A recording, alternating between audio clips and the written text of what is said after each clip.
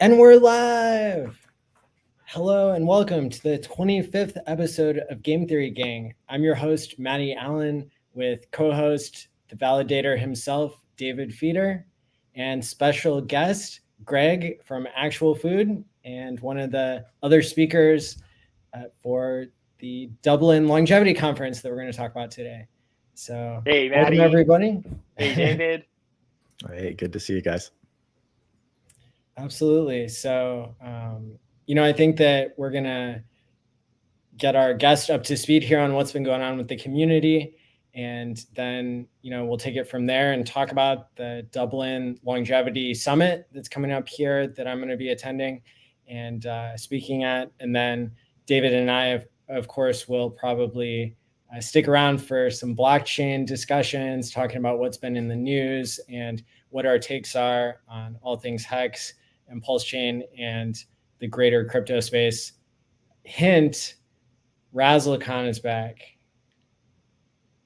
She popped up on Twitter, the one who stole like billions of dollars of Bitcoin. It's breaking news. I don't have much information about it, but that's the lady who like made all the music videos that were super cringe. Yeah, they call her the Crocodile of Wall Street. That's right. That's the one. So we'll have breaking news, of course, as well. So first off, Greg, welcome back. Thanks, Matty. It's awesome to see you guys.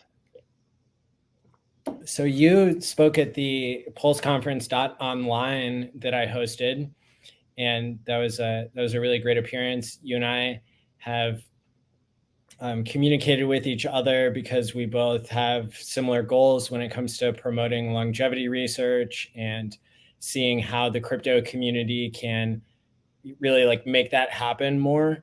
Absolutely. In terms of donations and like just keeping up with the advances in medicine and the science of it all. And so, there's plenty for us to talk about. Just to start off, could you maybe give the audience a little bit of an idea about your background? Yeah, sure. So I'm the founder and CEO of Actual Food.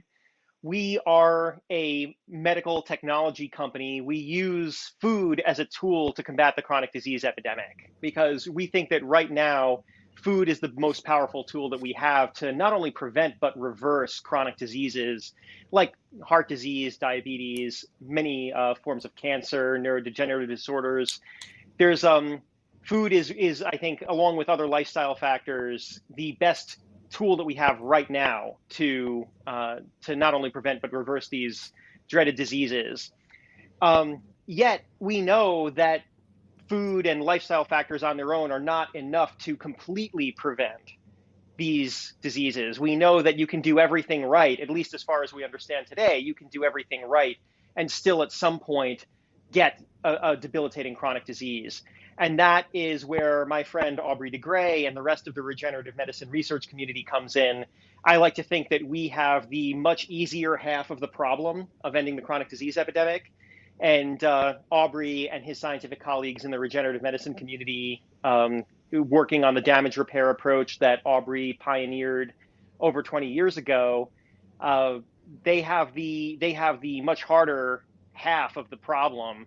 And I think it's really crucial that we not only do everything we can for ourselves and our friends and our communities in the here and now with lifestyle medicine to buy ourselves many healthy decades of life, but also crucially invest in that in this and I say invest in a loose way. What I really mean is donate to the pre-investable research agenda to develop therapies to deal with the accumulation of metabolic damage that lifestyle alone can't mediate, at least as far as we understand today. Mm-hmm. Yes. That's incredible. And, your approach to take a look at what people can do to change, their diet and their food situation now in order to extend their lives, I think is critical. And it's interesting because the other person that I've connected with closely in the longevity community, other than you and Aubrey, is Sergio, who he he and his wife like to look at how the counseling and therapy side of things can give people a longer lifespan because they're able to do the behavior change and reduce the mental stress that can wear down the body. And so it seems like they're all out of all the people who are participating in this movement, it seems like really multidisciplinary, which I really like. So shout out to you for taking the approach that you are. Well, I mean, likewise. I mean, as you know, I respect the hell out of you for what you're doing to bring mental health to the fore in all of this. I think that really is kind of the trifecta, right? I mean, if we do everything we can do from a lifestyle perspective in a physical sense and as well as a mental sense, which I think you bring so much insight from your background in the behavioral sciences. And I love the thinking that you bring to this community using blockchain technologies to enhance mental health and to promote mental health generally is just awesome. So we do that, and also make sure that the pre-investable research roadmap in regenerative medicine is fully funded. I mean, we have the opportunity to be we have the opportunity to end the chronic disease epidemic for the majority of people who are alive today if we get this right. And it's hard for me to imagine too many things that are as important as that. Yes, absolutely. So I'm really excited to have you here on the show tonight, and also for us to be meeting up IRL in Dublin. Now, yes, I do have. I have to look to see if this is the real Richard Hart commenting or if it's a spammer. For all of you YouTubers out there, remember you can add Richard as a moderator, and so that way you can block the people who are impersonating. So yeah, that doesn't happen very often that we get a Richard Hart spammer, but I have a very quick method to determine that it's not the real one. So, moderators, if that Richard Hart doesn't have a wrench, go ahead and kick him out. Nice. So yeah, the bad news, unfortunately, is that there was a rug pull with the PulseCon event that was happening in Las Vegas, coming up here before the Dublin summit was scheduled for September 6th through 9th. And that's something that, came as a shock to the community just over the weekend. David, what did you hear about all that? Oh, it's really sad. It's a very sad story. We're basically, I've heard that the funds that were collected for the conference apparently were mismanaged, and there still wasn't enough to get the venue and all the amenities basically that the people who bought tickets were promised. I think at this point just the people who bought tickets maybe getting rooms, and that's about it. And it was basically a rug pull. Very sad to see. It's been quite the debacle.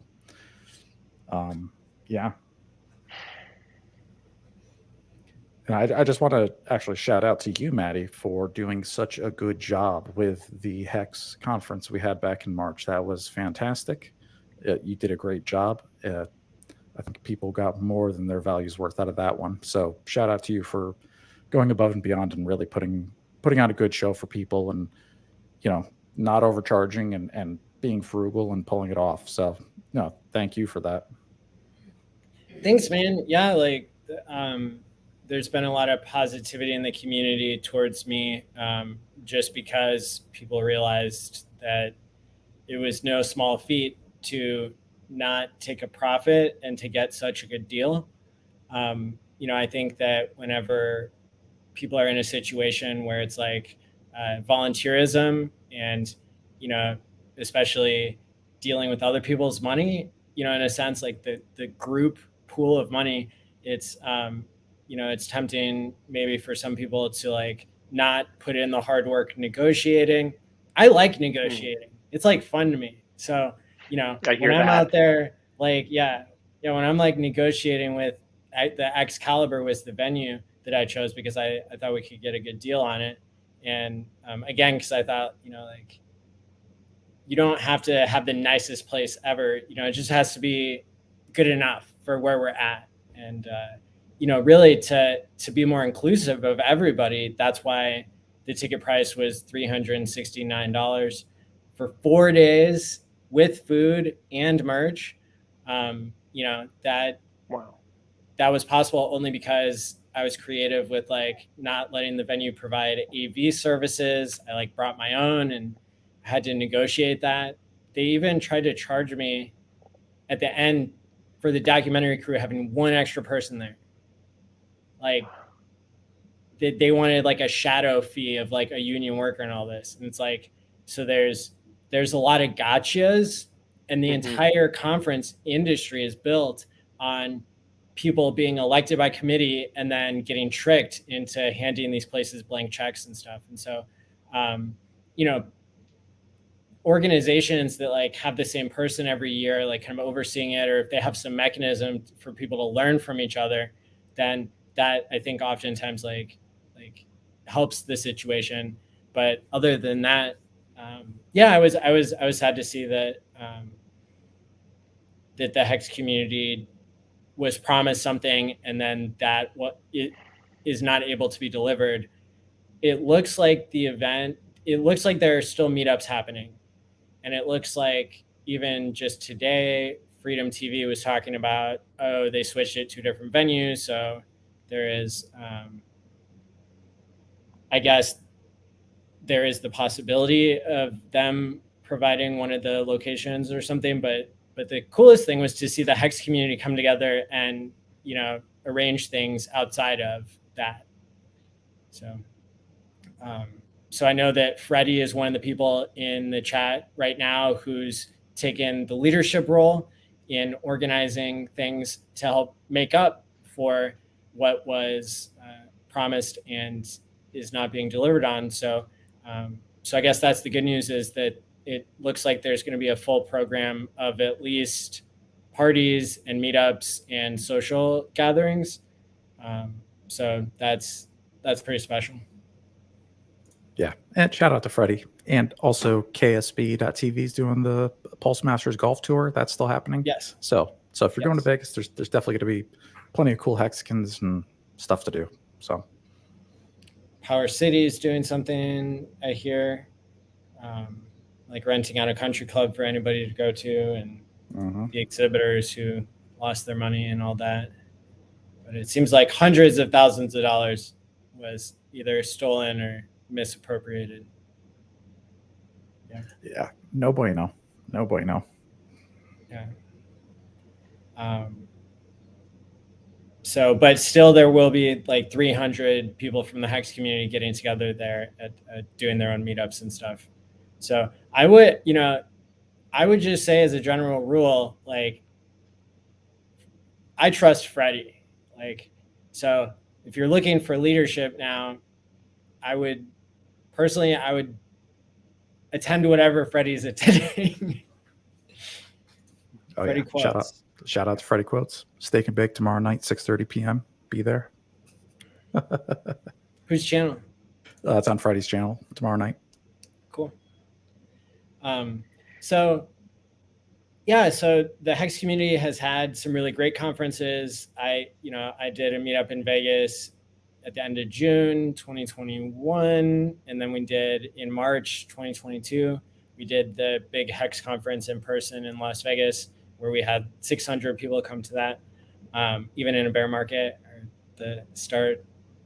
Good ways into the bear market, right? Oh yeah.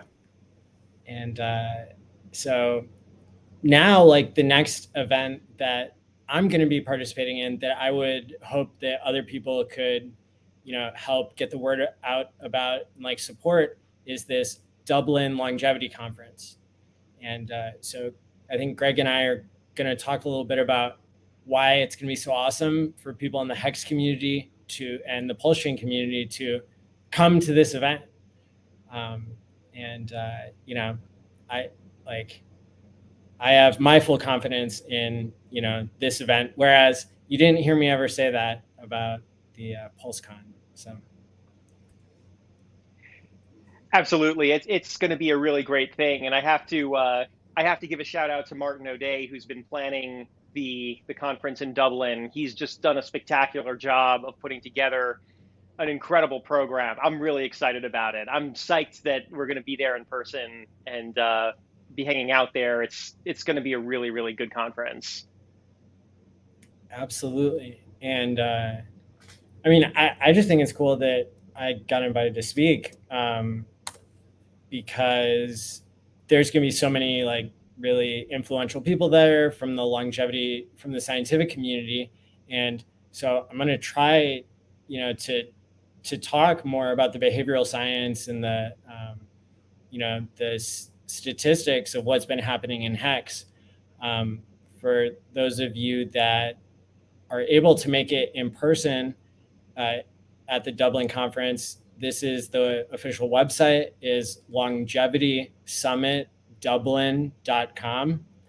And I think the website probably like encourages you to download an app that I put on my phone, which is the WHOVA app, WHOVA, which like is the app that helps you organize what the program is and that sort of thing.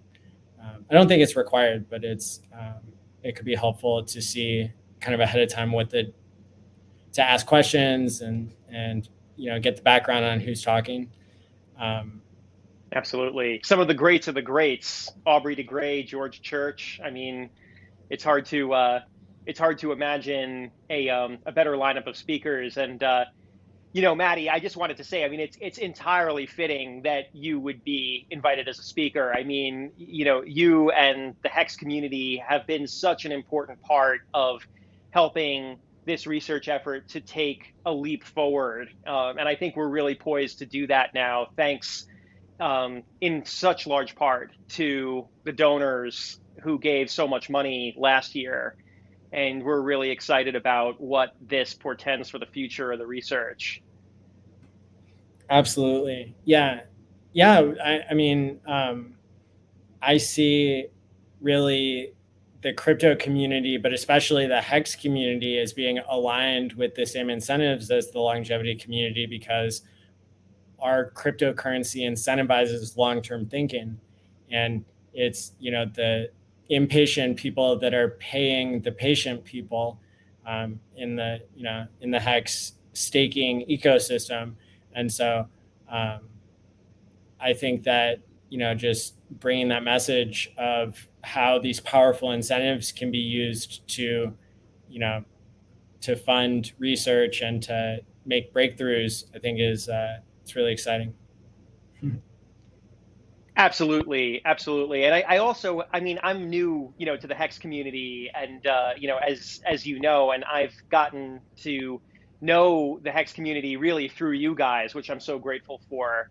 But there's another parallel that I see that I think is really important, which is just there's a spiritual alignment in terms of kind of an approach that I see in common between the HEX community and the longevity community, which is that when faced with a challenge, you know, as you guys were just talking about, I know the HEX community has experienced its fair share of the rug being pulled out from under you guys at different moments. The road has been bumpy at different times.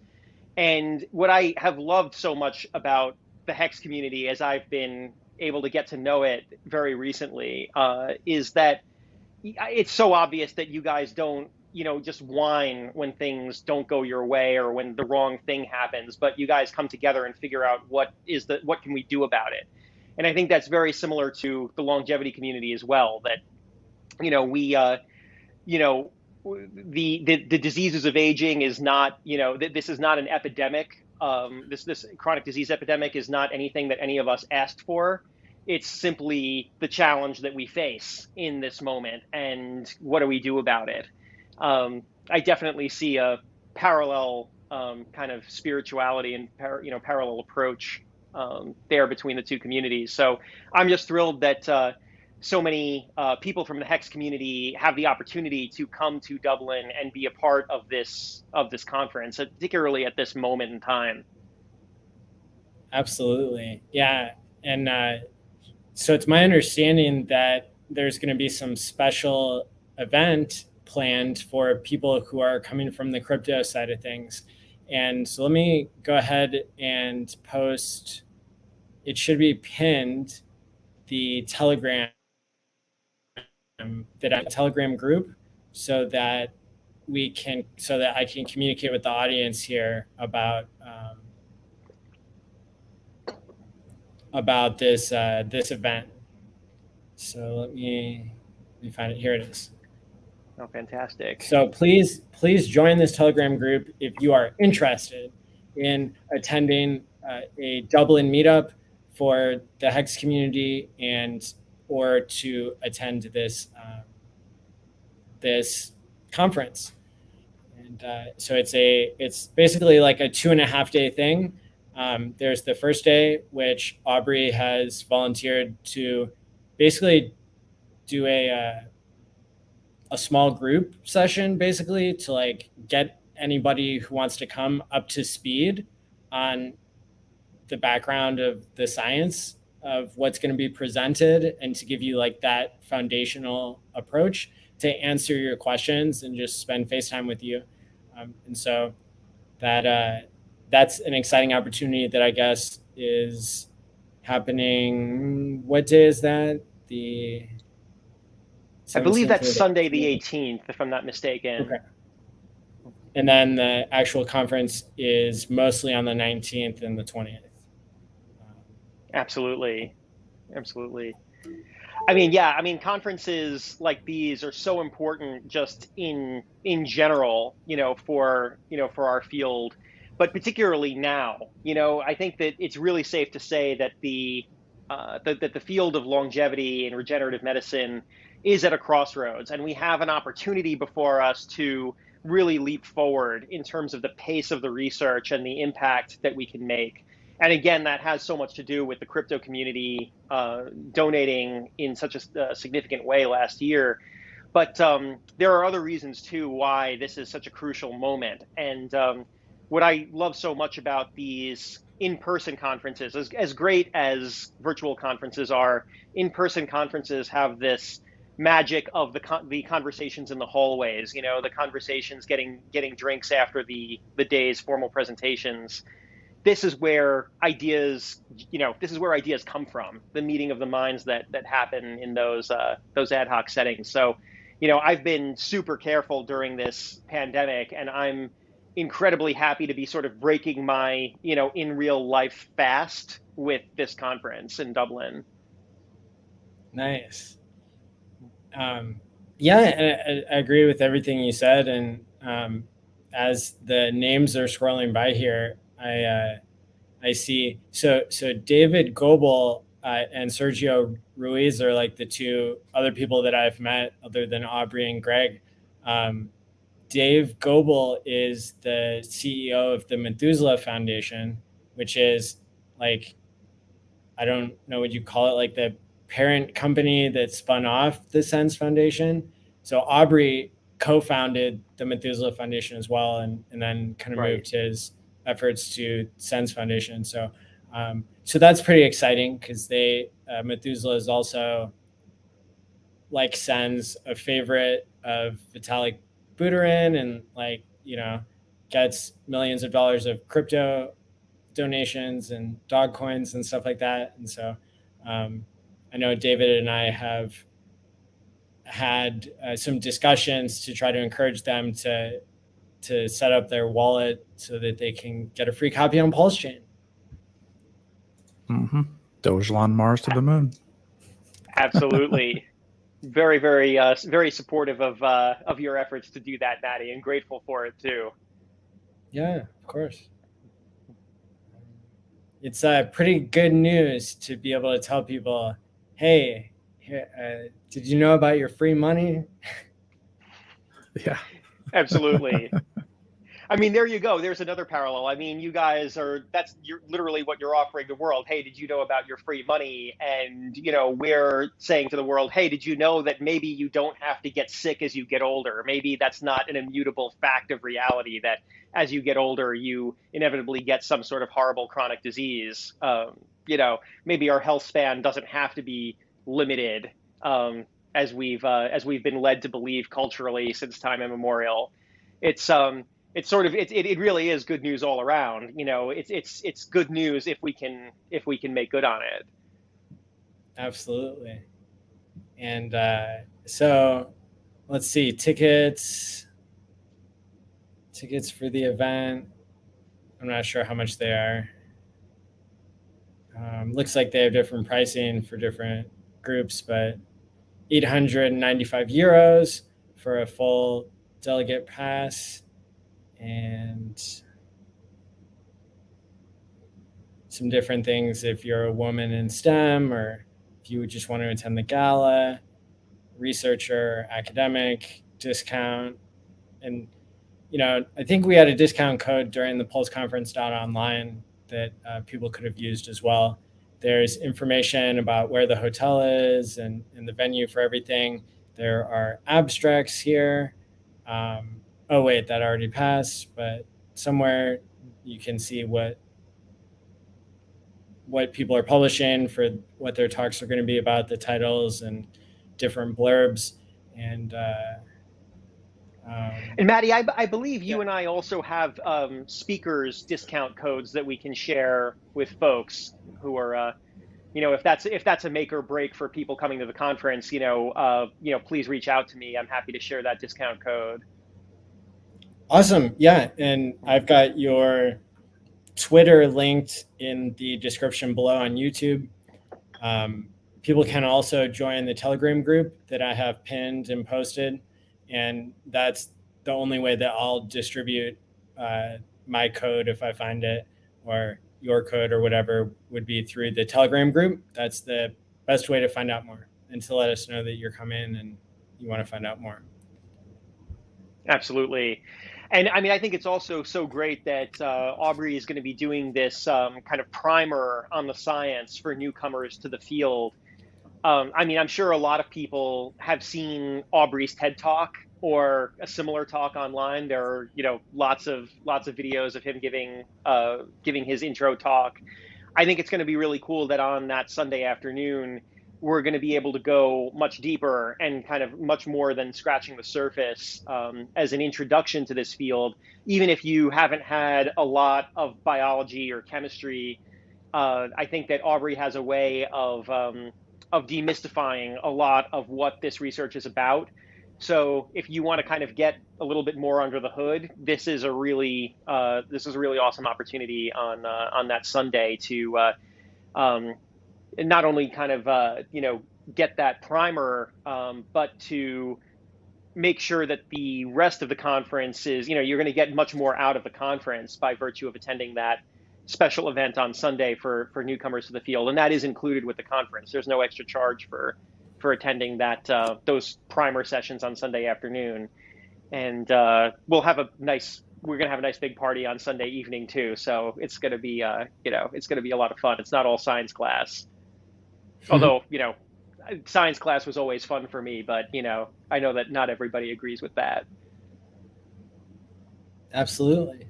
Yeah. So I'm really looking forward to it. It's coming up here, like from the 17th to the 20th of September, the 18th.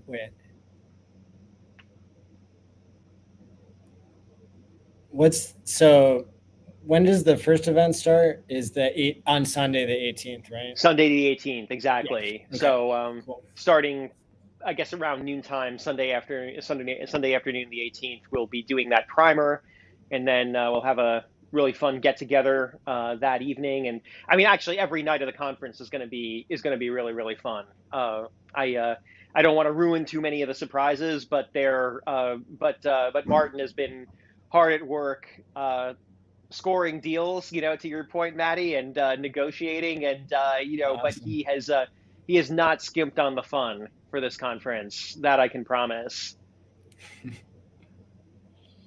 do we get a free coupon to get our brains cryogenically frozen in the tote bag, or what? I don't know. I'm not sure that there's any amount of whiskey that one can drink to achieve that result. Although it might feel like it momentarily. Okay. But I think we'll have to console ourselves with just having access to some of the best whiskey in the world. I mean, I'm part Irish, so I'm biased, but I've never had better whiskey outside of Ireland. Maybe Very cool. Michter's. We do love Michter's, of course, but definitely Michter's tied for that. But Absolutely. So yeah, everybody go ahead and join the Telegram group and get your tickets for the Dublin Longevity Summit. I haven't worked it out yet, but I'll see if I can do like a live stream of just a piece of it so that everybody feels like they're included and we can get some online participation. But to get the full effect, you definitely have to be there in person. So. Absolutely. And yeah, I mean, I just have to say that, when I first heard about Aubrey's work, I mean, I was really motivated, obviously, in starting my own company by the chronic disease epidemic. I mean, the fact that so many people are afflicted by chronic diseases is a huge motivator. I mean, it's just shocking when you think about it that 60% of adults in the US have at least one chronic disease. I mean, this is crazy. I mean, like that the majority of our adult population is sick is it's crazy. But knowing that it's not what our generation can achieve is not limited to just what lifestyle medicine can offer, and that there is this really compelling research on the horizon, to me is just incredibly motivating. And something tells me that you guys in the crypto community can relate to this, but the fact that that 100,000 people a day die from chronic diseases, that chronic disease is the #1 killer worldwide by more than all other causes combined by a 2-to-1 margin. I mean, this is crazy. If there was a human enemy that was killing 100,000 people a day, if we were at war with some other people and they were killing 100,000 of our people every single day, I mean, there is no limit to what we would do. There is no limit to the mobilization that would happen to defeat that enemy. So the fact that this enemy is faceless, and the fact that that the things that we can do about it are not particularly well understood by the public, should not stop us from doing everything we can to push that forward. And I think that coming to this conference is a great opportunity to get involved and to offer your unique gifts to this research effort. Whether you're a scientist or not, it's such early days in this global effort to defeat this most significant enemy that humanity has ever faced. That there is truly there is truly no one whose skills would not be welcome in this community. Absolutely. And and if you're new to the HEX community, then I always encourage people, it's like, stay home and save your money, and imagine the 20x number of conferences that you might be able to attend, if you don't put all your money into conferences now.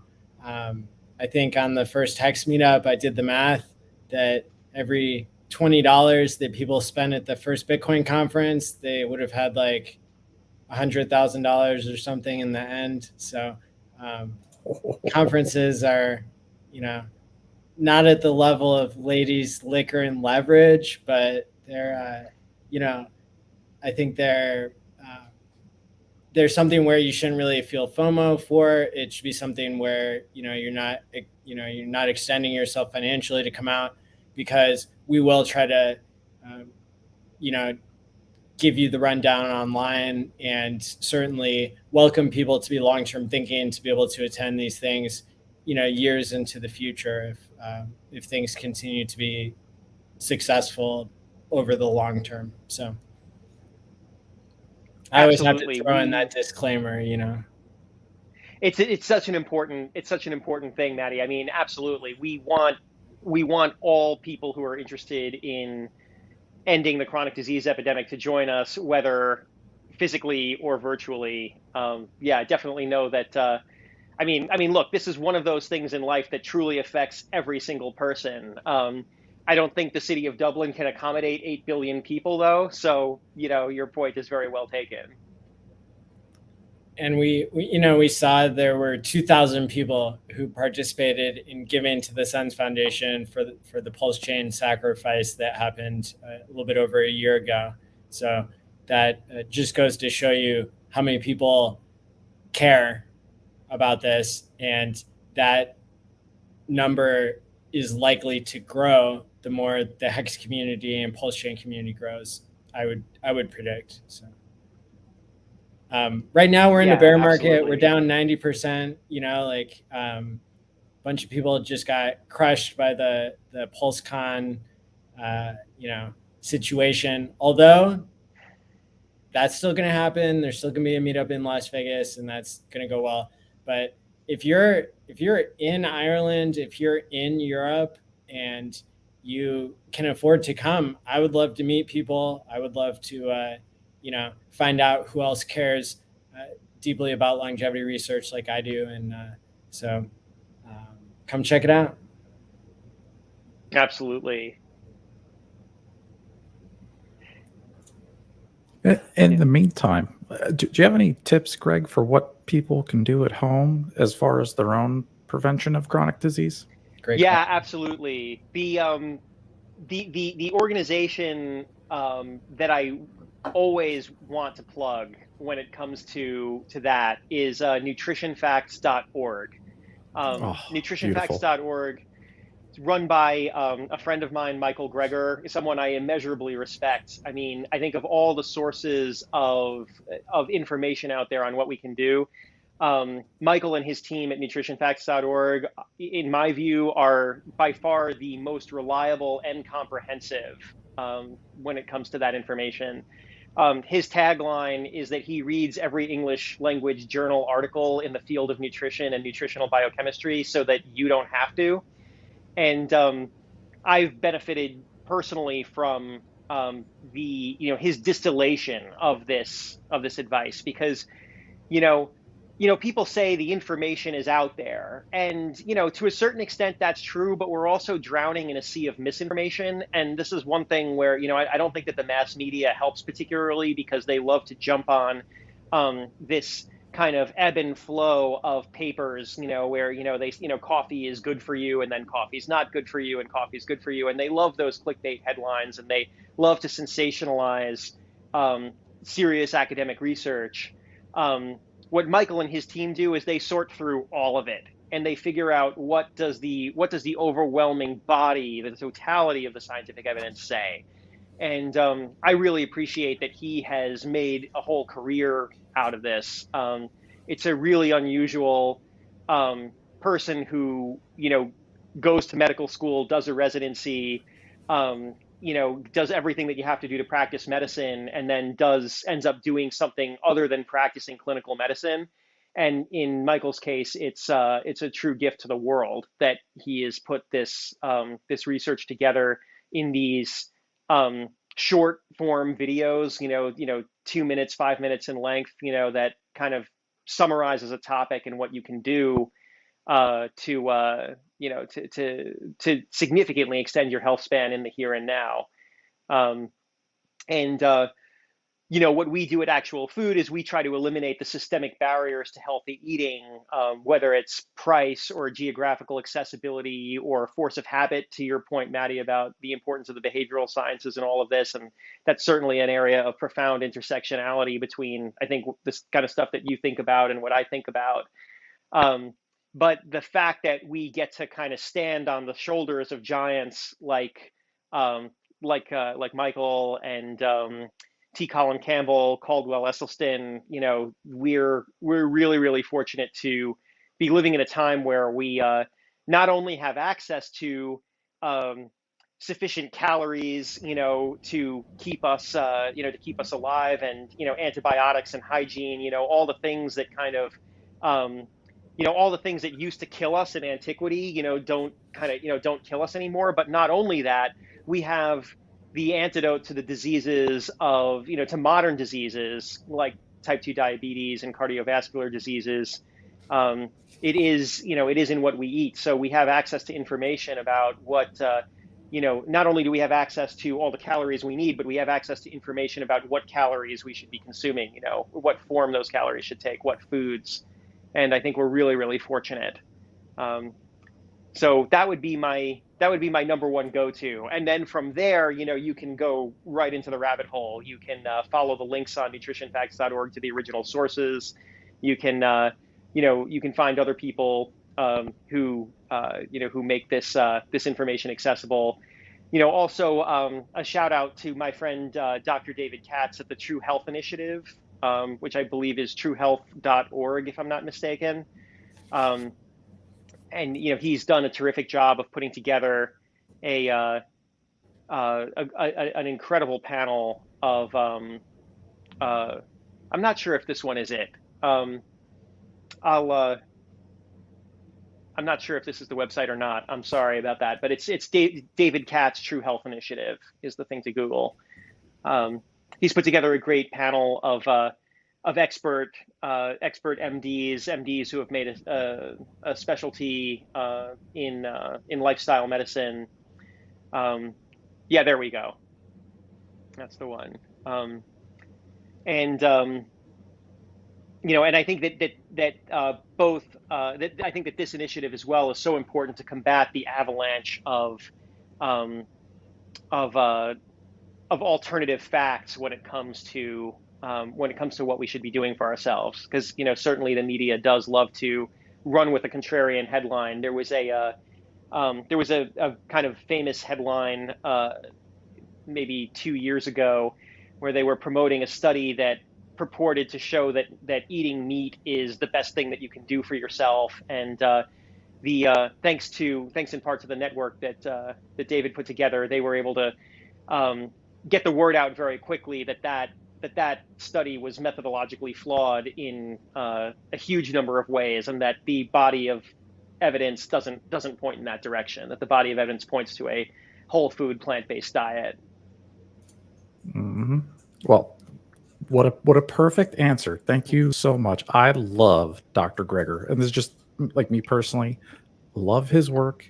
His videos on YouTube are amazing. Like you said, they're short and sweet and perfect. I love learning all the new facts that he brings out, and he does all the reading for you. He goes through all the peer-reviewed articles, and yeah, I love it. So yeah, I'm a huge fan. And you're right. I personally completely agree. It's chronic disease is all about what you put in your mouth. I mean, me personally, I'm drinking Jay Cordich's green juice right here.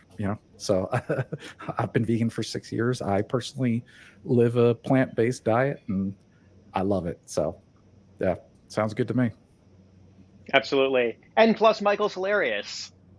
So Yes, what's he not to is. love about his YouTube videos? Yeah, it's knowledge and entertainment, and he does a great job. And very surprising facts too. A lot of stuff you won't hear anywhere else. Like even his last video where he just did about alcohol, and it basically showed that in the peer-reviewed articles, what they classify as a non-drinker is just somebody who maybe quit for 6 months, which is not the same as somebody who's abstained their whole life. So, he really breaks down the truths and the myths, and I absolutely love it. Absolutely. I just dropped the YouTube there that I guess you guys are talking about, nutritionfacts.org MD. Yep. Yeah, that's good stuff right there.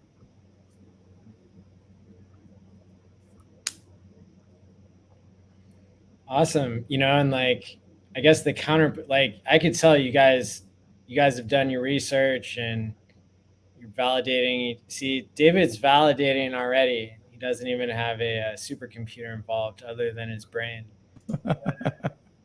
He's out there, the validator himself. So, I was just watching Jordan Peterson on on Lex Friedman. They did like a 3-hour podcast that was incredible.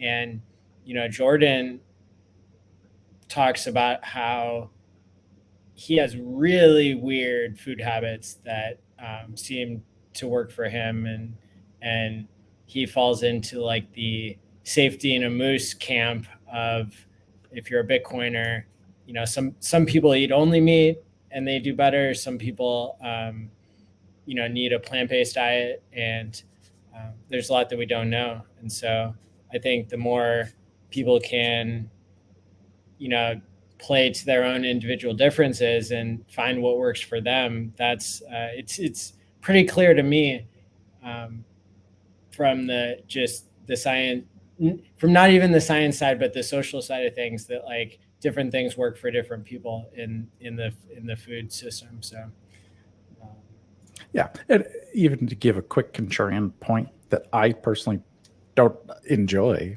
but I will admit, even Arnold Schwarzenegger's mentor, I forget his name, he was a former Mr. Universe. All he ate was steak, eggs, and butter, right? And he was Mr. Universe. So and he had an amazing physique. But what I would say with that, to be contrary to even looking at him, is you don't see the damage on the inside of his body. All the his arteries are clogged, cholesterol, and yeah. But we don't have to go down the rabbit hole. But you don't see all the damage. Definitely. That's such a huge problem with it. I mean, also, the contrarian, if we're, thinking about anecdotes, I mean, Arnold Schwarzenegger himself, I believe, is a vegetarian, if not a vegan. There was a wonderful documentary called The Game Changers that looked at professional athletes who have adopted a whole food plant-based diet. And I think that, I think you're raising a really important point, Maddie, about individual differences when it comes to these lifestyle factors. And yes, you do have to listen to your body, and you have to, you have to seek advice from your own doctor about what to do. But I think the grain of salt that I would add to that is that most physicians get maybe like 6 hours of nutrition instruction in med school. I mean, both my parents are doctors, and they rail about this, that how little they were told in medical school about how we can use food as a tool to prevent chronic disease and keep people out of the hospital in the first place, which is by far the best way to maintain health. And I think that this is an area where, while there are some individual differences, of course, we also have to look at the powerful commercial interests that exist that want to kind of obfuscate the message, and kind of obfuscate what there are. I'll just put it this way: there are entrenched commercial interests who have an interest in continuing to make money the way that they've been making money. And if the body of research is showing that their products are not that healthy for us, you can bet that one of the things they're going to do is fund research that is designed to show that their products aren't that bad or might actually be healthy. So I think that there is probably some truth to the individual differences, but there is probably less truth than the studies funded by industry would want us to believe. There are probably less individual differences than those studies want us to believe. And I mean, just to kind of put a point on it, I mean, when you look at the chart, in the talks that I give, I always show this chart, and I wish I had it handy here to show it here, but I always show this chart of the leading causes of death worldwide, according to the World Health Organization. And by far, the number one killer worldwide is cardiovascular disease, heart disease. And, to completely plagiarize Dr. Greger here, what I would say is that if you're thinking about what to eat, all other things being equal, and, assuming you don't have some, very specific individual problem, if you're just kind of thinking in general about what to eat, if the dietary pattern that you're looking at hasn't been shown to reduce your chances of dying from that number one disease, like, why would you even consider it? why would you even think about adopting a dietary pattern that doesn't reduce your risk of dying from that number one killer? And, I think that's where, you look at the overwhelming body of evidence and you see that the whole food plant-based diet is, there's really compelling evidence that decreases your risk of dying from cardiovascular disease. And, nice happy coincidence, a lot of the other ones too. And, it's not really a coincidence, because going back to what we're trying to do in the regenerative medicine community, we understand, thanks to Aubrey and thanks to the scientists who have done work in the field that Aubrey created, that the forms of metabolic damage that give rise to cardiovascular disease are oftentimes the same forms of metabolic damage that give rise to neurodegenerative disorders, like Alzheimer's, or certain types of cancers, or diabetes. In other words, the root causes of all these diseases are common. The upstream causes are all the same. And like I said, a whole food plant-based diet, other lifestyle factors, getting enough sleep, mental health, to your point, Maddie, can ameliorate some of that accumulation of metabolic damage. It can certainly slow down the accumulation of some forms of that metabolic damage. The fact that it doesn't seem to it doesn't seem to address all forms of metabolic damage is the problem that we're trying to solve in the regenerative medicine community. Because to me, if we can crack that nut and achieve lasting human health, such that you can be 100 years old or 120 years old and still enjoy good physical health and good mental health. That's not just a win for us as individuals, that's a win for our entire species. I mean, we're living in a time where the world is incredibly complex and getting more complex every day.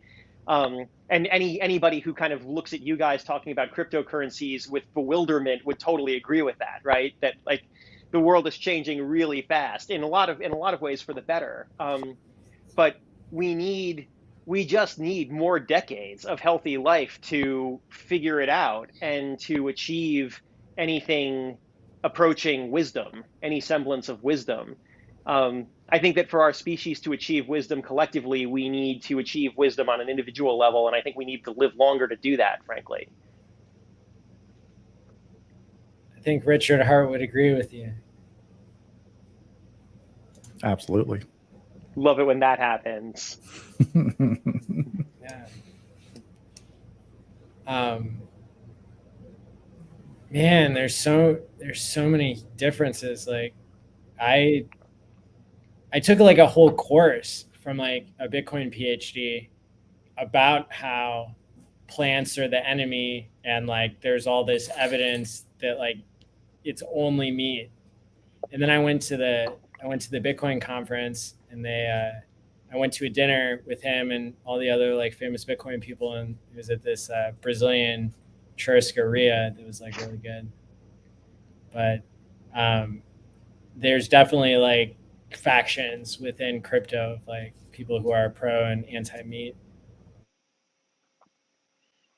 Yeah, I mean, Absolutely. just from my experience, just in the crypto community, it's very, I don't know, like anti-vegan. I know whenever I tweet something vegan, I get like pissed, like shade. So it's I find it bizarre, but I feel like people will. It's just like crypto itself. You got to do your research. It takes time. I pride myself on listening to the best minds in YouTube. So that's how I found Richard. That's how I found Dr. Greger, and I try to just take little pieces of what I can find and learn from it. But because there's a lot of anecdotal evidence out there that's conflicting. So it's hard to.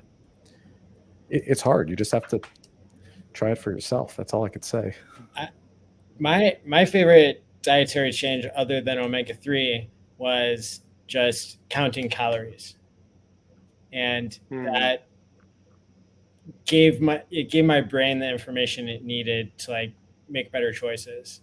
And I think the omega-3 helped too to strengthen my prefrontal cortex, of course, and insulate the myelin sheath there on the axons throughout the brain. So it's and when people listen to the best minds, as David said, and do their own research, then that's part of the process that it takes in order to find what's right for you without splitting the audience. Yes. Yeah, absolutely.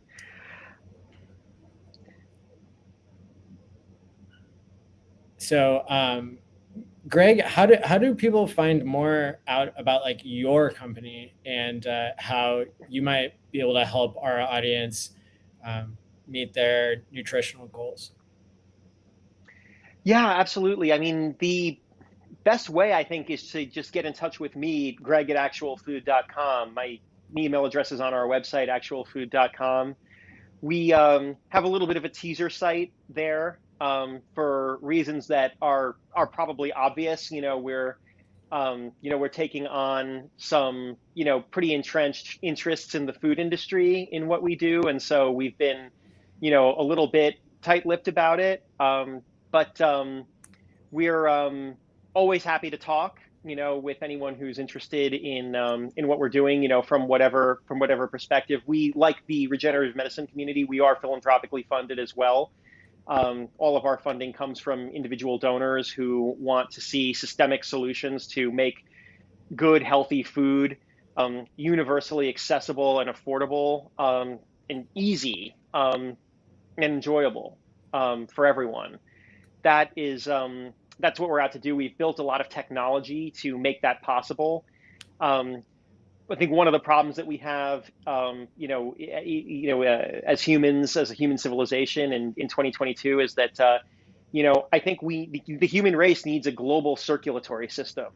We have a great way of moving stuff around at global scale, but when it comes to moving food around, particularly food that is really sensitive to nutrient degradation during transport. In other words, when you go to the supermarket and you look at the produce on the shelves, most of the time, when it comes, almost invariably, the majority of the produce, of the nutrients in that produce, are long gone because they start to degrade the moment that they're picked out of the ground. I go to my local farmers market personally every week because there's no other place where I can get a head of lettuce that was harvested hours ago. It does make a big difference in terms of the nutrients that are available. One of the big challenges that I think that our species faces is that we don't have a good way of moving produce around on the scale of like hundreds of miles. Even though we can move things around, we can move electronics across the ocean in giant shipping containers. We have a great system for global logistics. Obviously, it's experienced a couple of hiccups, as we know, in over the last year or so, but we don't have anything that rivals the technological sophistication of that to move lower dollar value items around on a smaller scale. That's one of the problems that we set out to solve at Actual Food, building technology in the logistics and fulfillment domains to make it, to make it easy to get the right nutrients where they need to go. One of the things I always kind of wondered about as a kid is thinking about what the USDA refers to as the food desert problem, which is, communities that don't have any retail outlets that sell, fresh, healthy fruits, fruits and vegetables. I always used to kind of wonder to myself as a kid, like, if we can put people on the moon, how come we can't reliably put cantaloupes in our cities? There's got to be, Great question. from our perspective, there actually is, there was a technological reason for that. There were technologies that needed to exist in order to make that happen, and to make it affordable for, because it shouldn't be the case that food that's bad for us in the long term is more affordable in the here and now. I think that's kind of one of the issues that we face in a lot of contexts, not just food, is this misalignment between short-term incentives and including things like convenience, and the long-term consequences of those decisions. And that is in a nutshell, the technologies that we build are, whether they're in the domain of the behavioral sciences, with our online ordering platform, or our logistics and fulfillment technologies, it's all about aligning the short-term incentives, the short-term experience with the long-term experience. And in our case, the long-term health outcomes. That's awesome. Well, so needless to say, I suppose the USDA, like you said, is not a big fan, as well as big agriculture and all the hundreds of millions of dollars of marketing advertisement that they have. Because I think you're right. A good chunk of the root cause of the problem, in my opinion, is because of big agriculture and a lot of the subsidies. And it is sad to see that, fast food at McDonald's is in some cases cheaper than organic fruits and vegetables at your local grocer. Like, that is horrifying. That's sad. That's really messed up. McDonald's is basically toxic, addictive poison. You know what I mean? It's like a drug almost, basically, with high fructose corn syrup and all the other additives and stuff they put in it. Like, I don't even quantify that as food personally. So I hope someday it's easier to get lettuce or a tomato than it is a hamburger at McDonald's, but it's gonna be a big battle. It's gonna take a long time. Absolutely. And and I don't mean to paint the USDA as an enemy in this. I think that they have a complex job ahead of them. I mean, this is in some ways what the food system in this country has achieved is incredible. It's really remarkable that we are able to produce the number of calories that we can at the low cost that we do. The problem is that it's only a low cost in the short term. The real cost of the food, to your point, is so high. I mean, the fact that we spend 3 times as much on healthcare to deal with the problems that poor diet causes than we do on food. I mean, it's mind-boggling. It's backwards. Yeah. It's insane. Any aliens who would bother to stop by our solar system and take a look at us would just be, it would be mind-boggling to them, like, why we do what we do. But I definitely think that there is a light at the end of this tunnel. I think there is a way to align our short-term experience with our long-term best interests. And to anybody out there who wants to get involved in what we do, one of the best ways of doing that is, if anybody out there works for a large employer, and if they want to bring actual food into their workplace, that's what we do. Where the rubber meets the road for us is we work with large employers who self-fund their health programs. We use our technologies to provide a program for employees to take control of their health and to make radical shifts in their dietary pattern by making it a really fun and enjoyable experience to do that. I mean, there are so many great foods out there, and to think that we spend a lot of our lives just kind of eating the same foods over and over and over again. Where's the fun in that? Why not try something new?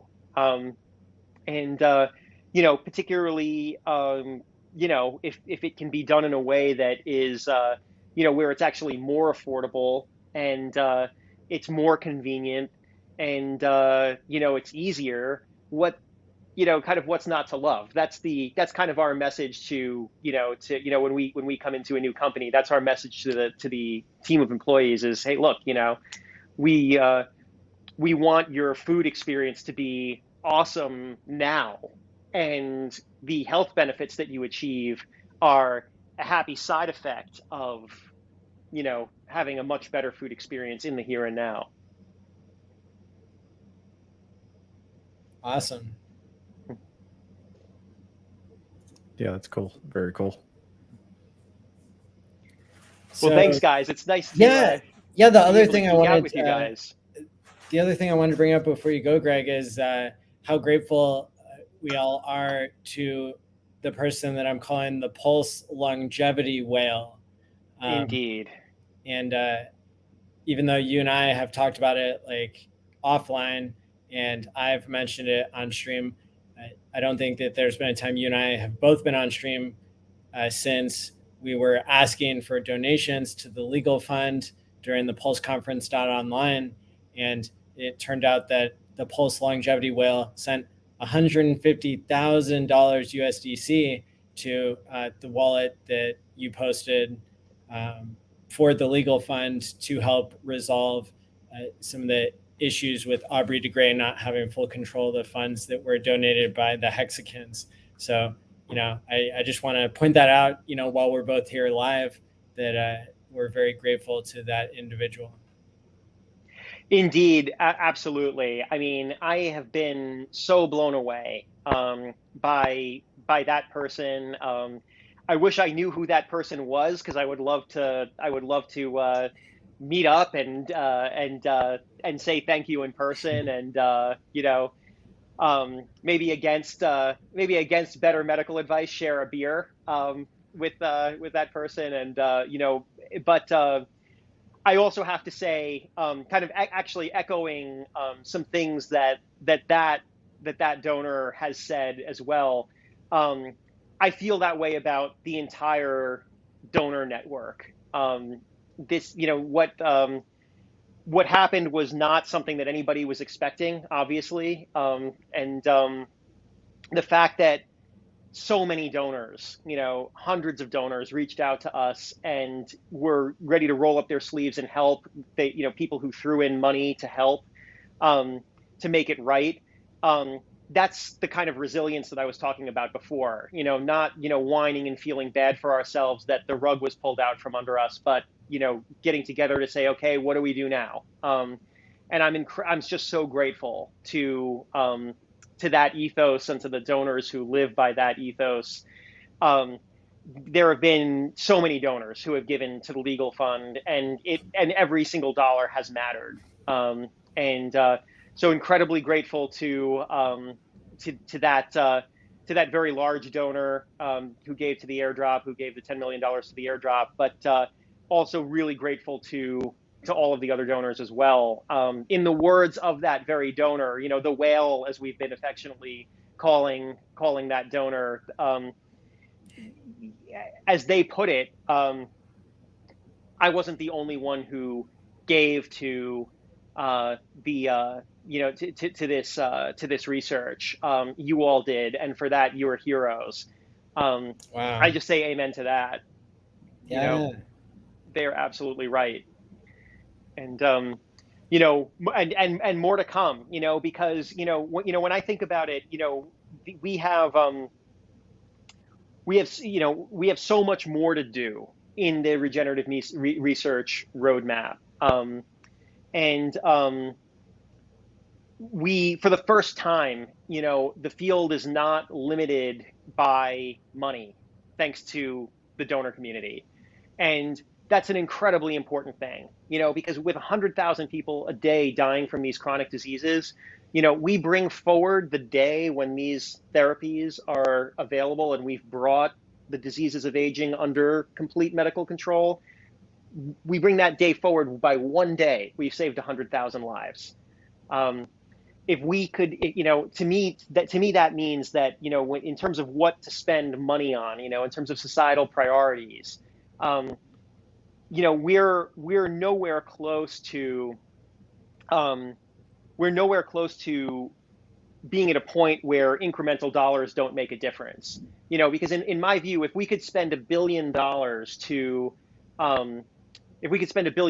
bring forward that day by just one day and save 100,000 lives, I mean, that's such an easy decision, right? Of course, as a society, if we could spend $1 billion to save 100,000 lives, we would do it, right? And so, given how much there is to do, it's wonderful that money is currently not a rate limiting factor. But it's also important to bear in mind that one of the reasons why that's true is that we haven't yet fully developed the industry and this field of scientific research to the point where it is a well-known academic pursuit. You know, in other words, we want far more high school students, you know, who are interested in science to go, you know, to study rejuvenation biotechnology in college. We want far more seniors in college to decide to do a graduate program in this field. We want far more graduate students to do a fellowship in regenerative medicine. And one of the things that we need to do is really beef up, no pun intended, those programs that are designed to support graduate students and postdocs and tenure track faculty scientists in this field, because there is you know, there are a lot of things that scientists can work on, right? And in my mind, this is one of the things that as a society we should want every bright mind working on this, and making those dollars available not just for research in the here and now, but to cultivate the next crop of scientists who are coming up through the ranks. That's the next frontier in terms of the rate limiting factors. And again, the solution there ultimately is money, right? You know, because it takes money to build up these programs to train the next generation of scientists. So when I say that money is not a rate limiting factor in the here and now, that is, it's a wonderful thing that that's true, but that doesn't mean that we should rest easy and rest on our laurels. You know, we know that the research that remains to be done, you know, we know that that's hundreds of millions, if not billions of dollars that needs to be raised. And we know that the faster we raise money, the more we can put programs in place that bring new people, more of the younger, brightest minds into this field, and which in turn means that we can spend money faster and achieve breakthroughs faster. So there is this is when I talked before about the field being at a crossroads and this being a moment of tremendous opportunity. This conference in Dublin isn't going to be just any conference. This is a moment that is really crucial for this field, because we can be going 10 times faster with the right support and building up the right kinds of organizations to coordinate this global effort to combat this global enemy that is age-related diseases, the chronic disease epidemic. That's what we have the opportunity to do. And I'm just so excited to be in Dublin and to benefit from that cross-pollination of ideas as we take those steps to build up this initiative that this field needs to take its next great leap forward. Well put. Inspiring. Thanks, man. work. I'm sorry. I don't even know if I answered your original question. I tend to go off on these rants, and I don't even remember if I actually came back to where you started. But I hope so. Yeah, like the Pulse Longevity Whale is like, you know, somebody who led the way and is also giving props to everybody else, you know, who participated. 2,000 donors for the PulseChain Sends sacrifice. And you know, then you're just talking about your vision of the future and why now is an important time to take action when it comes to fundraising and knowledge and research. So, well put. Thanks, Maddie. Well, you know, that $10 million donor and Aubrey and I actually we decided that we should plan out a celebration of our eventual success 1,000 years from now. And so, although we don't know who this donor is, you know, we've been corresponding by email, and so I threw a calendar invite out to Aubrey and to this person, and we're going to meet up on April something 3022. So hey, it's on the calendar. You know, you just got to take all the steps to get there. That's awesome. Well, thanks so much for coming on the show. Is there anything else you want to promote now, or anything else you want to say? No, thank you so much for having me, Maddie. Again, just huge thank you to the community of donors who have powered us through, what has been a difficult year in this field. And we are really looking forward to coming back together as a field and to the next great leap forward, to the next kind of 10x moment for the field of longevity and rejuvenation biotechnology. And so thank you guys so much, for having me. And let's stay healthy together. Yeah, our pleasure. Absolutely. Yeah. Thanks for being here tonight. Appreciate it. Absolutely. Until next time. See you in Dublin. Awesome. So I think that David and I are going to continue the program now and, do our discussion of what's been going on in PulseChain and HEX and the greater crypto sphere. Where do you want to take it, David? Wherever you want. There's been some stuff in the news, but yeah, wherever the conversation takes us, it's all good. I don't have anything off the top of my head. We covered the hot news. I don't know. Whatever you want, Maddie. Yeah. Let me see. There's like a few things I wanted to touch on. PulseCon was one of them. We already touched on it. People are going to be getting together. Let me look through here. Oh, yeah. There's been a lot of... Okay, so here's something I want to talk about. Man, I did not know how many haters there could be, even with what you and I said about altcoins last week. What do you I'm like having flashbacks to when I talked shit on Hedron for even having the audacity to mention something other than HEX on my own show, on our show. People were really mean to me online, which I guess is like, part of the landscape anyway. But it's not just anybody. It's sometimes like, people I've been cool with for years, and then all of a sudden they're like, you're the worst person in the world because you dared to say the word PZen on your show. And it's like, come on. Like, yeah. It's crazy, right? It's crazy. But it's crazy. Yeah, it's nuts. It's absolutely nuts. I mean, I did a video on the topic, right? I'm trying to warn people. And yeah, we talked about it last week. We also talked about more token from Trayvon. Like, yeah, there's a lot of other things going on in the crypto verse other than just HEX and PulseChain and Richard Hart products. There are other things. To use Hexologist as an example, yeah, he just talks about HEX. That's his focus. He doesn't want to talk about anything else. That's cool. That's fine. Respect that. But for us here, yeah, like I like to dabble, I see there's nothing wrong with talking about other things. It does depend what it is and what you say about it. That's important. What is the context? What are you talking about? Its features or what you know about it or reading the code? It's like, yeah, people they just gotta calm down. I don't know what else to say. It's ludicrous, but yeah, don't worry about the haters. Yeah, I know, right? I worry about him because I'm trying to be an honest broadcaster over here. Like, I said nice things about the More token. I don't even know. I own like 3 coins, which I'm pissed about.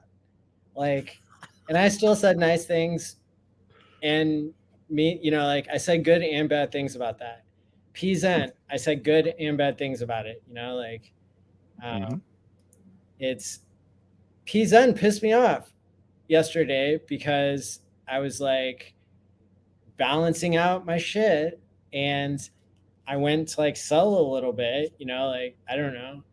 As I've said before, I put like a very, very, very small amount into PZen just as a YOLO. And then I was like, oh, maybe I'm going to buy a little bit more HEX now. I'm like, I'm impatient. Like, it's fine. And I even went on their Telegram chat and I was like, yeah, I'll probably sell it at 2x. Like, it's fine. So I'm not playing either side there, but I went to sell it and it wouldn't work. And I was pissed. And then I had to like think about it deeply and be like, all right, where's the volume? Okay, Uniswap V2, USDC. All right, go specifically there instead of going to an aggregator like MetaMask or even Matcha.xyz. So like go to actual Uniswap, which I don't even remember the website for, but it's like, what is it?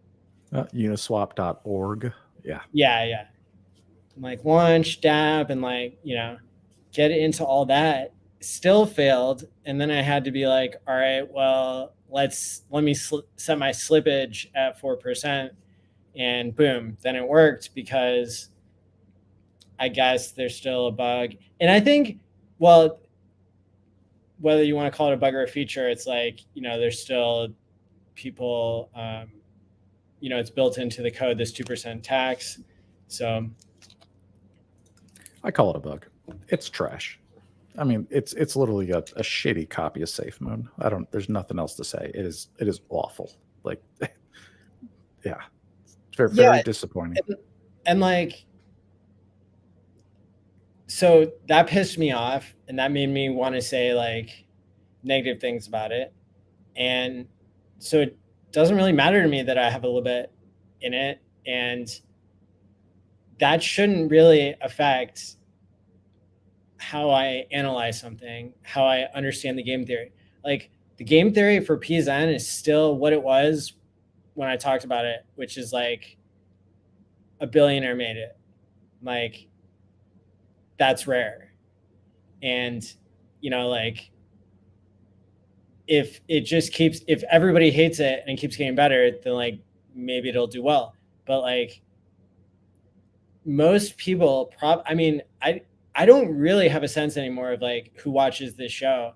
Last week we had a shitload of people watch still, like a shitload, like always. And so I think it's probably people who are doing pretty well and people who are new, which is rare. So our audience is probably split between like people who even in a 90% dip are still like millionaires or like made hundreds of thousands in crypto on paper. And then probably other people who are,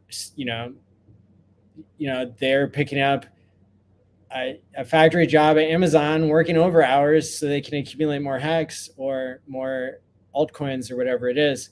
But, I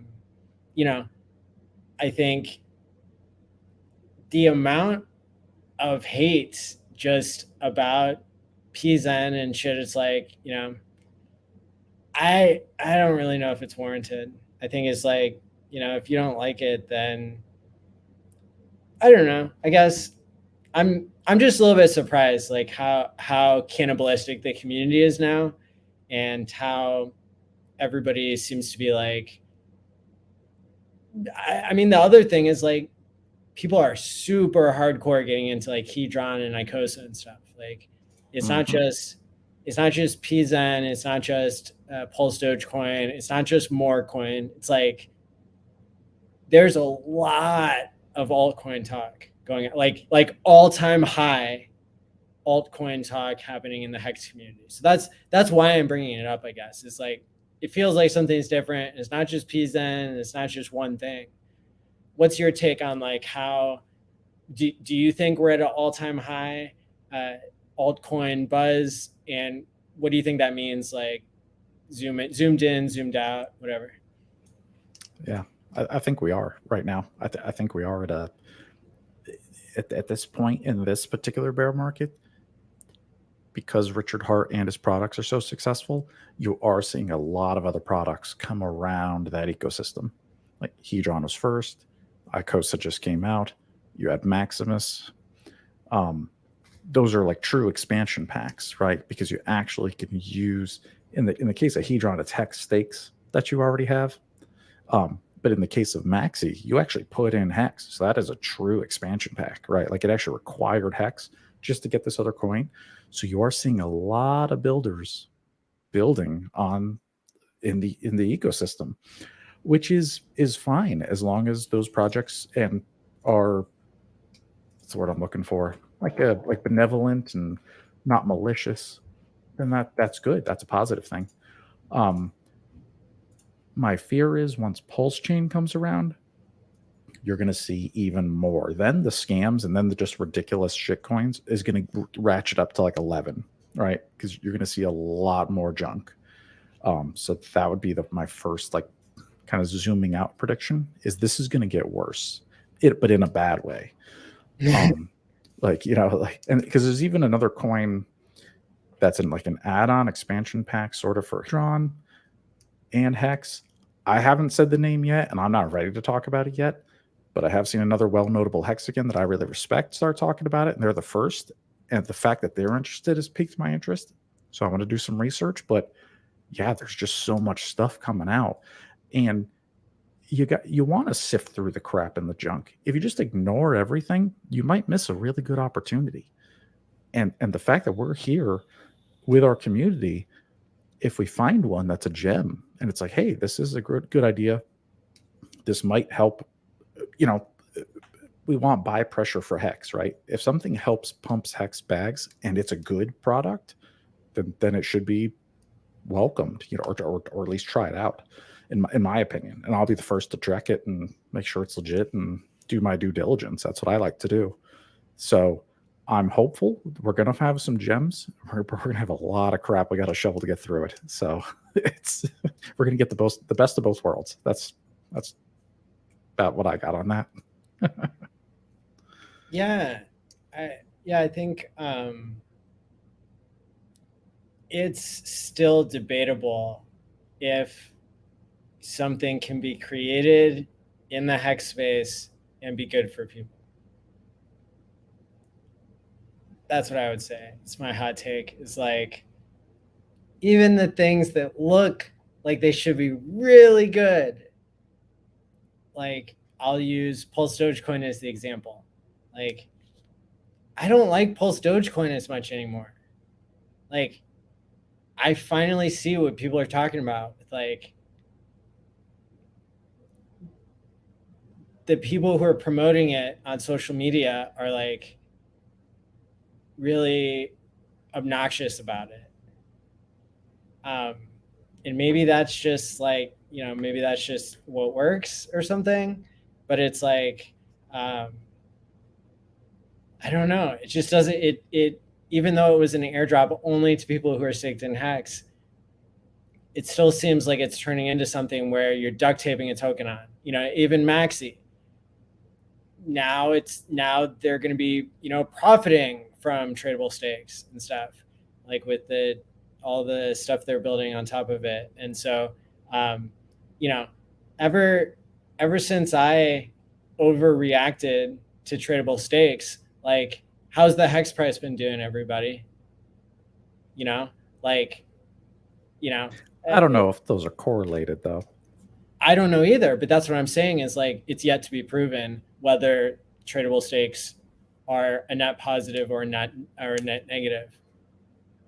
Well, no more 90 days. That much I can tell you with the ICOSA experiment, let's call it. Because when that launched like 2 weeks ago, over 2,000 HSI, like NFT stakes, got sold into the ICOSA contract. Those people gave up their HEX stakes. They got ICOSA in return, and now those HEX stakes go to the auction house. And then it's November 13th. Should be a Sunday. Check my calendar here. Looks like November 13th, that Sunday.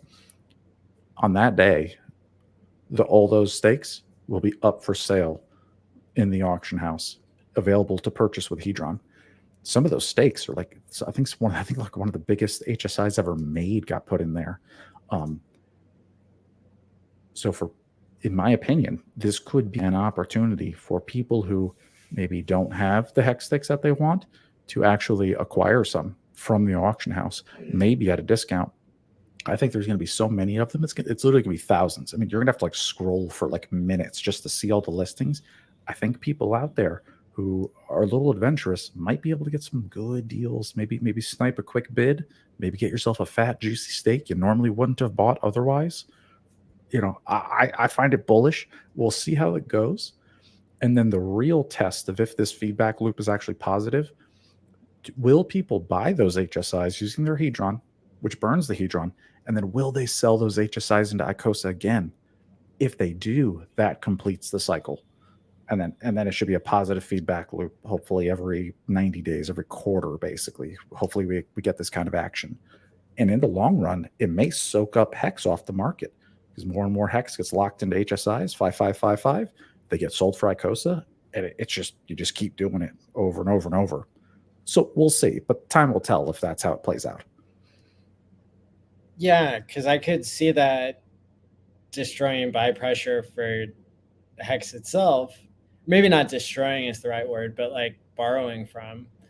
And so at the end of the day, like, you know, you want new money coming into HEX.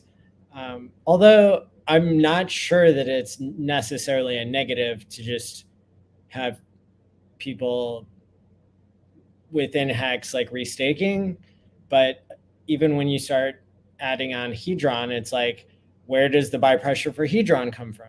Outside of its own loop of ICOSA, right? Is like, well, it comes from people, probably 90% of which are people who know about HEX.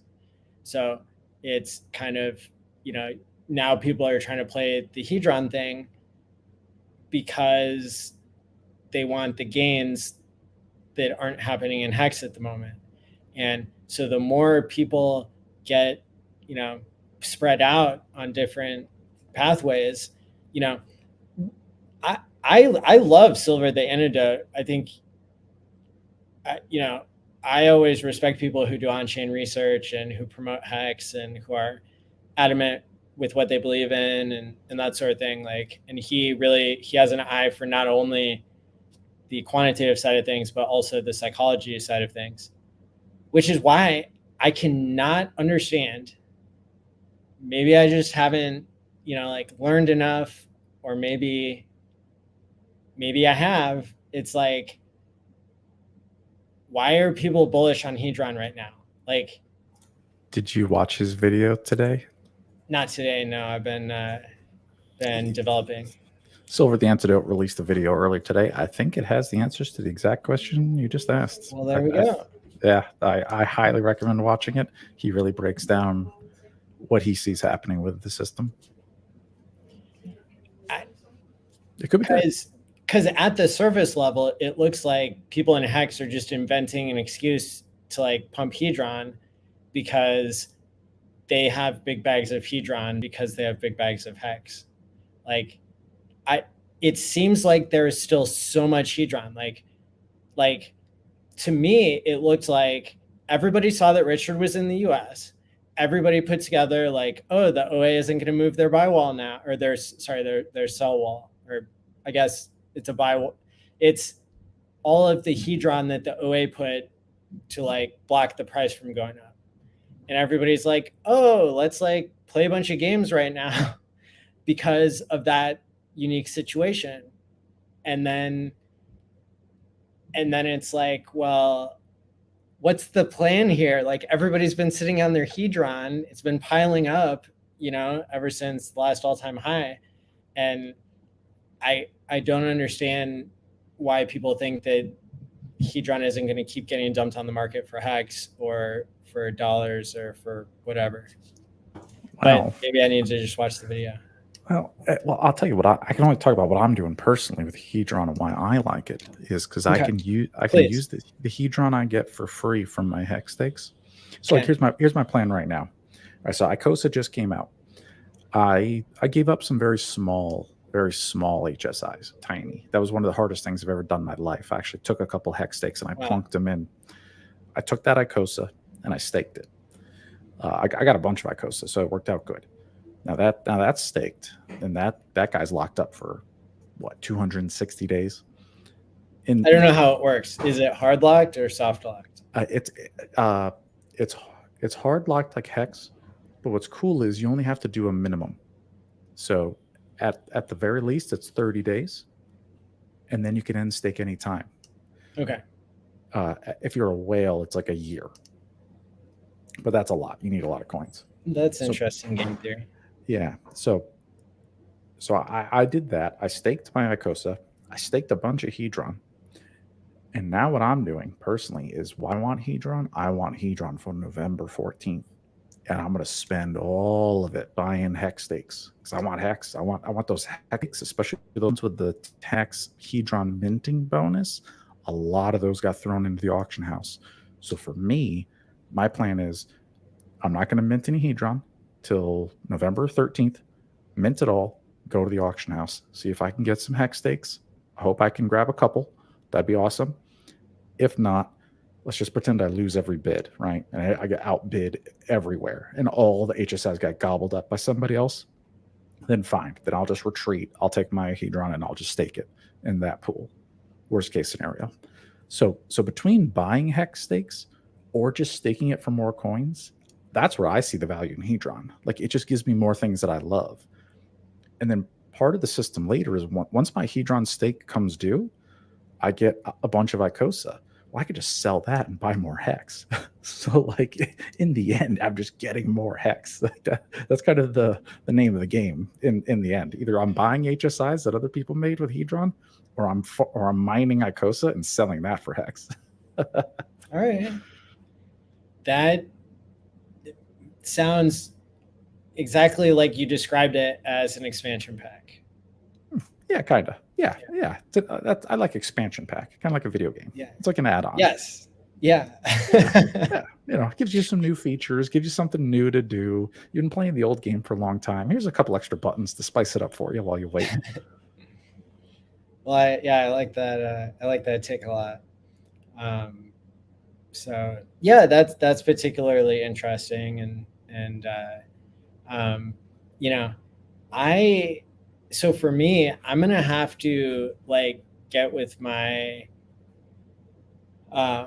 get with my team and like figure out with my partner like if we want to start dropping details about what we're working on more than I did last time. So I can't really say more this time, but I'm curious what you think about that, because like from one side of the coin, we're like, we don't want to tell people all of our secrets of the products that we're coming out with, that that way they could copy it and that sort of thing.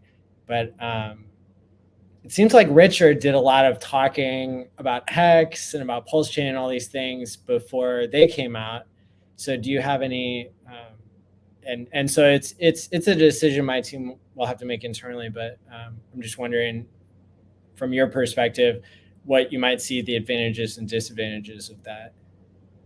And this is about what you guys are working on? Yeah, basically, like, is there any advantage or disadvantage of talking about something before it's done? Only if you want hype.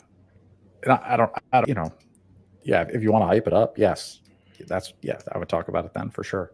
And just to, let me admit, I don't know exactly what you're working on. Like, I'm not personally quite sure, but if it is kind of what I think it is, I would just say, someone like me, I would pay for a service like what I think it is, where if it's like a magical robot that I can have it watch my wallets, and if anything ever happens to them, it alerts me, or it moves the coins to another wallet I already control, or anything like that. Man, let me tell you, I'd pay a bunch of money for a website as a service that allowed me to do that.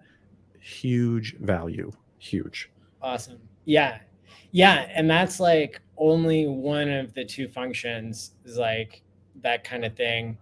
And basically the game theory that we're considering is even like making the fee optional, no sacrifice, no token, just public good, creates that much value that we're just like, yeah, like if you want to pay a fee, you can, but if you don't want to pay a fee, then you don't have to.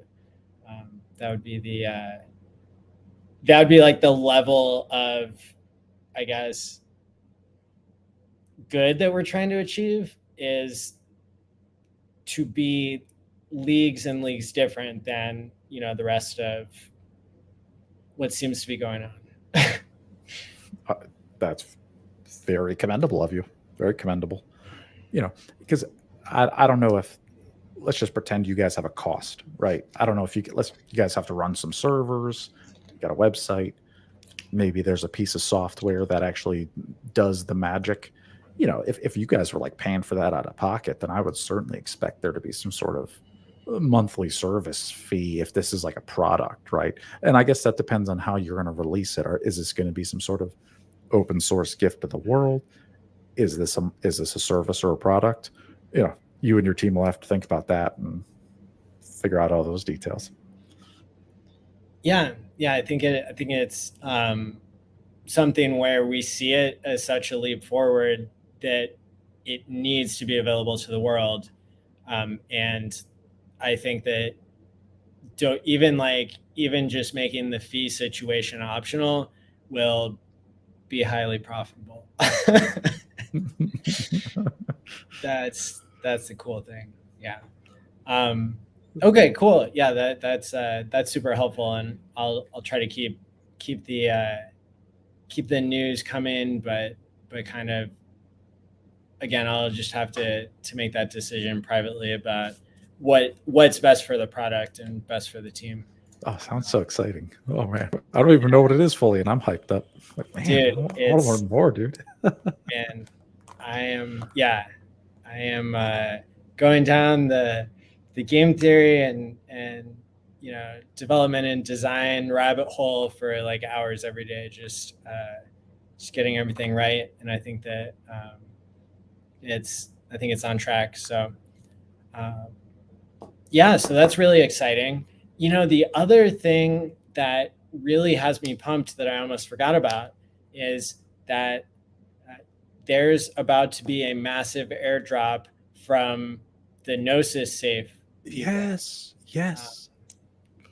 This is so exciting. Oh man, we've been waiting for this one for what, like 2 years now almost? For a long time. Man.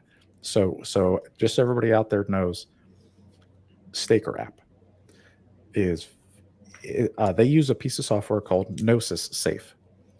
Those guys are actually dropping the word Gnosis. They're going to rebrand as Safe, just SAFE. So they're doing a safe token, and they're airdropping it to everybody who's had Gnosis Safe, which also includes anybody who's had Staker app. I think the rules were you just needed to have like 2 or 3 transactions. And the more you did, the more coins you got, and or the more Ethereum you held in your wallet, the more coins you get too, if I'm not mistaken. Yes. Yeah, there was like a volume bonus based on like the Ethereum that you held and the time that you held, and that sort of thing. Looking at my own Gnosis saves that I did with and without Staker app, it looks like just funding the save and creating a hex stake was enough. Nice, because that's 2 transactions, right? Coins in and then staking. Yes. Yeah, awesome. Which means like, I mean, I think we're looking at like 10,000 hexagons, and there's only getting this airdrop, and there's only like 40,000 people, I think, that qualify, or like 80,000. It's like a really small amount. Oh yeah, I don't remember the total on that spreadsheet, but I was looking at it, and I saw my addresses on there, my Staker app's on there, wife's Staker app's on there. So yeah, I mean, it worked for me. I found myself in the list. So I think a lot of hexagons using Staker app. You're about to get a sweet airdrop. I did a video on it where I like started to be like, hey, let's see what the price is. And then I was like, whoa, there's a fake token out there. So it's really important to note that these are not trading yet. And if you see them trading, they are fake. The coins have not been distributed yet. And so all that's been distributed is the list of how many each address is set to receive. Yeah. Yep. Almost like a sacrifice checker. It's actually it's like a Google document that they have on their website. And then you can just take your, I think it's the deposit address from your Staker app, and you can copy and paste that in there and do a search. And then you'll see how many safe tokens you'll be allotted. I think they're going to do a traditional airdrop. These coins should just appear in your wallet without having to do anything. No clicking buttons, no website, there's no registration, no nothing. They're just going to show up one day, and we'll let you know when that happens. We'll talk about it when it comes out. So, but it's much more likely that fake tokens will appear before we get there, which is why you need to wait until you hear that it's cool, because I almost got tricked into playing around with some fake tokens, which is like, that's how you lose all your money, is by, I have most of my important wallets, they don't see the light of day. And most of the wallets that I have that are used for airdrop hunting and that sort of thing are very small. But out of like the 10,000 hexagons who are going to qualify for this through Staker app, I would imagine that the majority of those hexagons have a lot of money tied up in that address that they're going to be claiming with and getting the airdrop to. So yes. I haven't heard any. Yeah, I haven't heard any news yet from Staker app. If they're going to add a button for this new token, I'm assuming they will, because the Gnosis safe is kind of built in. So I'm hoping that they add the quantity, and then hopefully they could just let you use the swap button, and then you can swap it to Hex or Ethereum or US dollar coin, just like Staker app works today. So I hope they integrate it. I got a good feeling about this one too, man. I have a feeling I think these coins are going to be like a couple bucks each, dude. Like easily, maybe $5 each. Yeah, dude. Yeah, I think this is going to be a hell of an airdrop, to be honest with you. Yes. And especially the people who have not gotten a lot of airdrops already. Like, the people who are using Staker app, the vast majority of those people are not qualifying for airdrops from Ethereum name service, from, Uniswap was like before Staker app existed. I made a list. People probably saw it on Twitter. I made a list of like all the airdrops that hexagons have gotten, or that like Richard Hart followers have gotten. And it is epic. Yeah. Once I started actually looking at all of them, it was longer all the time, huh? Yeah. So I can go ahead and share my screen here. We can review the beautiful, beautiful airdrops. So of course I modeled this after like Richard Hart's post of like, for laughs, let's see all the things that have been hacked in crypto. And then it's like a list that keeps growing, for him. But so I copied the format of that, and like a couple of people caught it when I posted. I'm sure David did. For laughs, let's post some airdrops that were free to Richard Hart win followers. So Hex via BTC, Uniswap, 1inch, Tornado Cash, Ethereum name service, Hedron, Pulse Dogecoin, Wait token, and then the Gnosis safe is TBA, and then PulseChain, you can preview the testnet, and I highlight the Pulse Police is where you go to find out if an airdrop is trustworthy, and you do your own research and all that. Yes, totally. You'll find me in there too, talking about the coins and stuff. But if you scroll back up a little bit, that list though, God damn, we made a lot of money over these last few years too. Yes. We got a lot of coins, man. Like that Uniswap one, that was huge. That was crucial. That was like what, almost 2 years ago now, man. That was awesome, dude. You got so much Hex for that. If you the second you got those coins, if you swap that for Hex, ooh, you are a happy boy today. I mean, if you swapped then and you staked, then I've got a couple people that I onboarded with just the Uniswap airdrop that they got for $20 worth of Ethereum, swapping into HEX in the summer of 2020. And then, I mean, they both had 10-year stakes that are worth over 1 million HEX coins today. So that was the right move. Oh, yeah, dude. Oh, yeah. Sadly, the only two on this list that I missed out on was the 1inch and the Torn. I've never used either of those products personally, but yeah, I'm bummed I missed those. Otherwise, I've gotten them all. Yeah, ENS, thanks to you specifically. Thank you, Maddie. That was a good one too, man. Dude, that was probably the biggest one other than Hedron that I've gotten. It's ENS. I think that one wasn't that one worth like $5,000 or something? 3,000, somewhere in there. Pretty much. There were some dependencies on how long you registered for. Yeah. But even for me, I registered for like 3 or 4 years on mine, and it was juicy. Yeah. So that's cool. That's good news that people are getting more free money. And it's probably, like I said, going to be a different set of users than we're used to. It's going to be more people probably who staked less for longer. If we just look at the statistics from Staker App and what they, what they say about their audience staking longer than even the HEX average. So, yes. I believe that's true. Isn't the average Staker App user stakes longer than the average HEX user? Yeah. Mm-hmm. So this is great. Good for them. I'm personally very much looking forward to this. Yeah, we'll see how it goes. Full disclosure, I'm probably dumping that whole bag to HEX the second it comes out, man. Like, not gonna lie. I think for a lot of airdrops, it's good to sell early, and it's good. I've found it's good to dollar cost average out over days.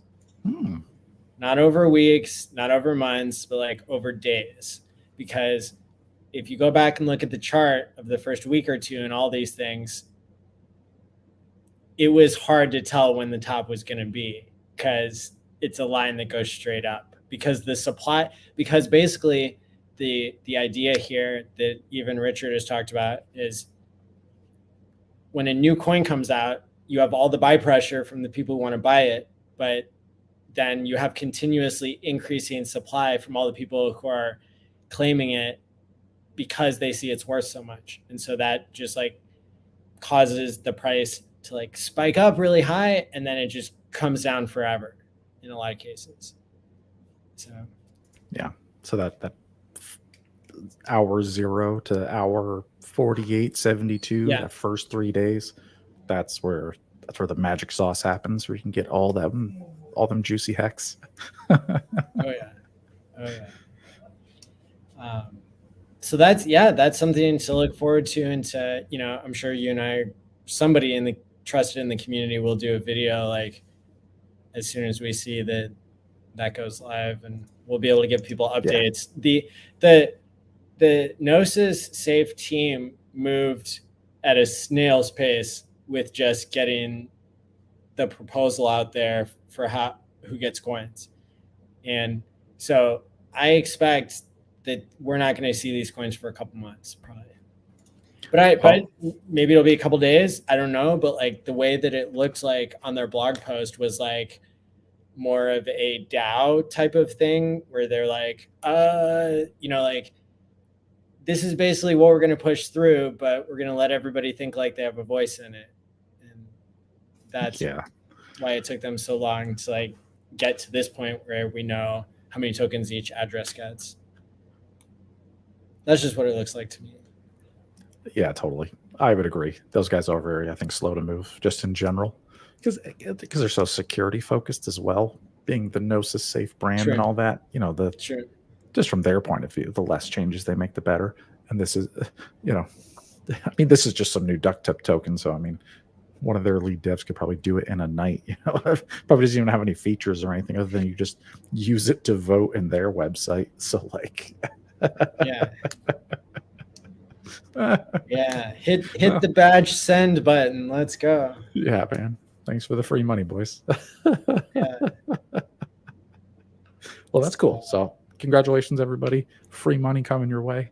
That's right. I like it.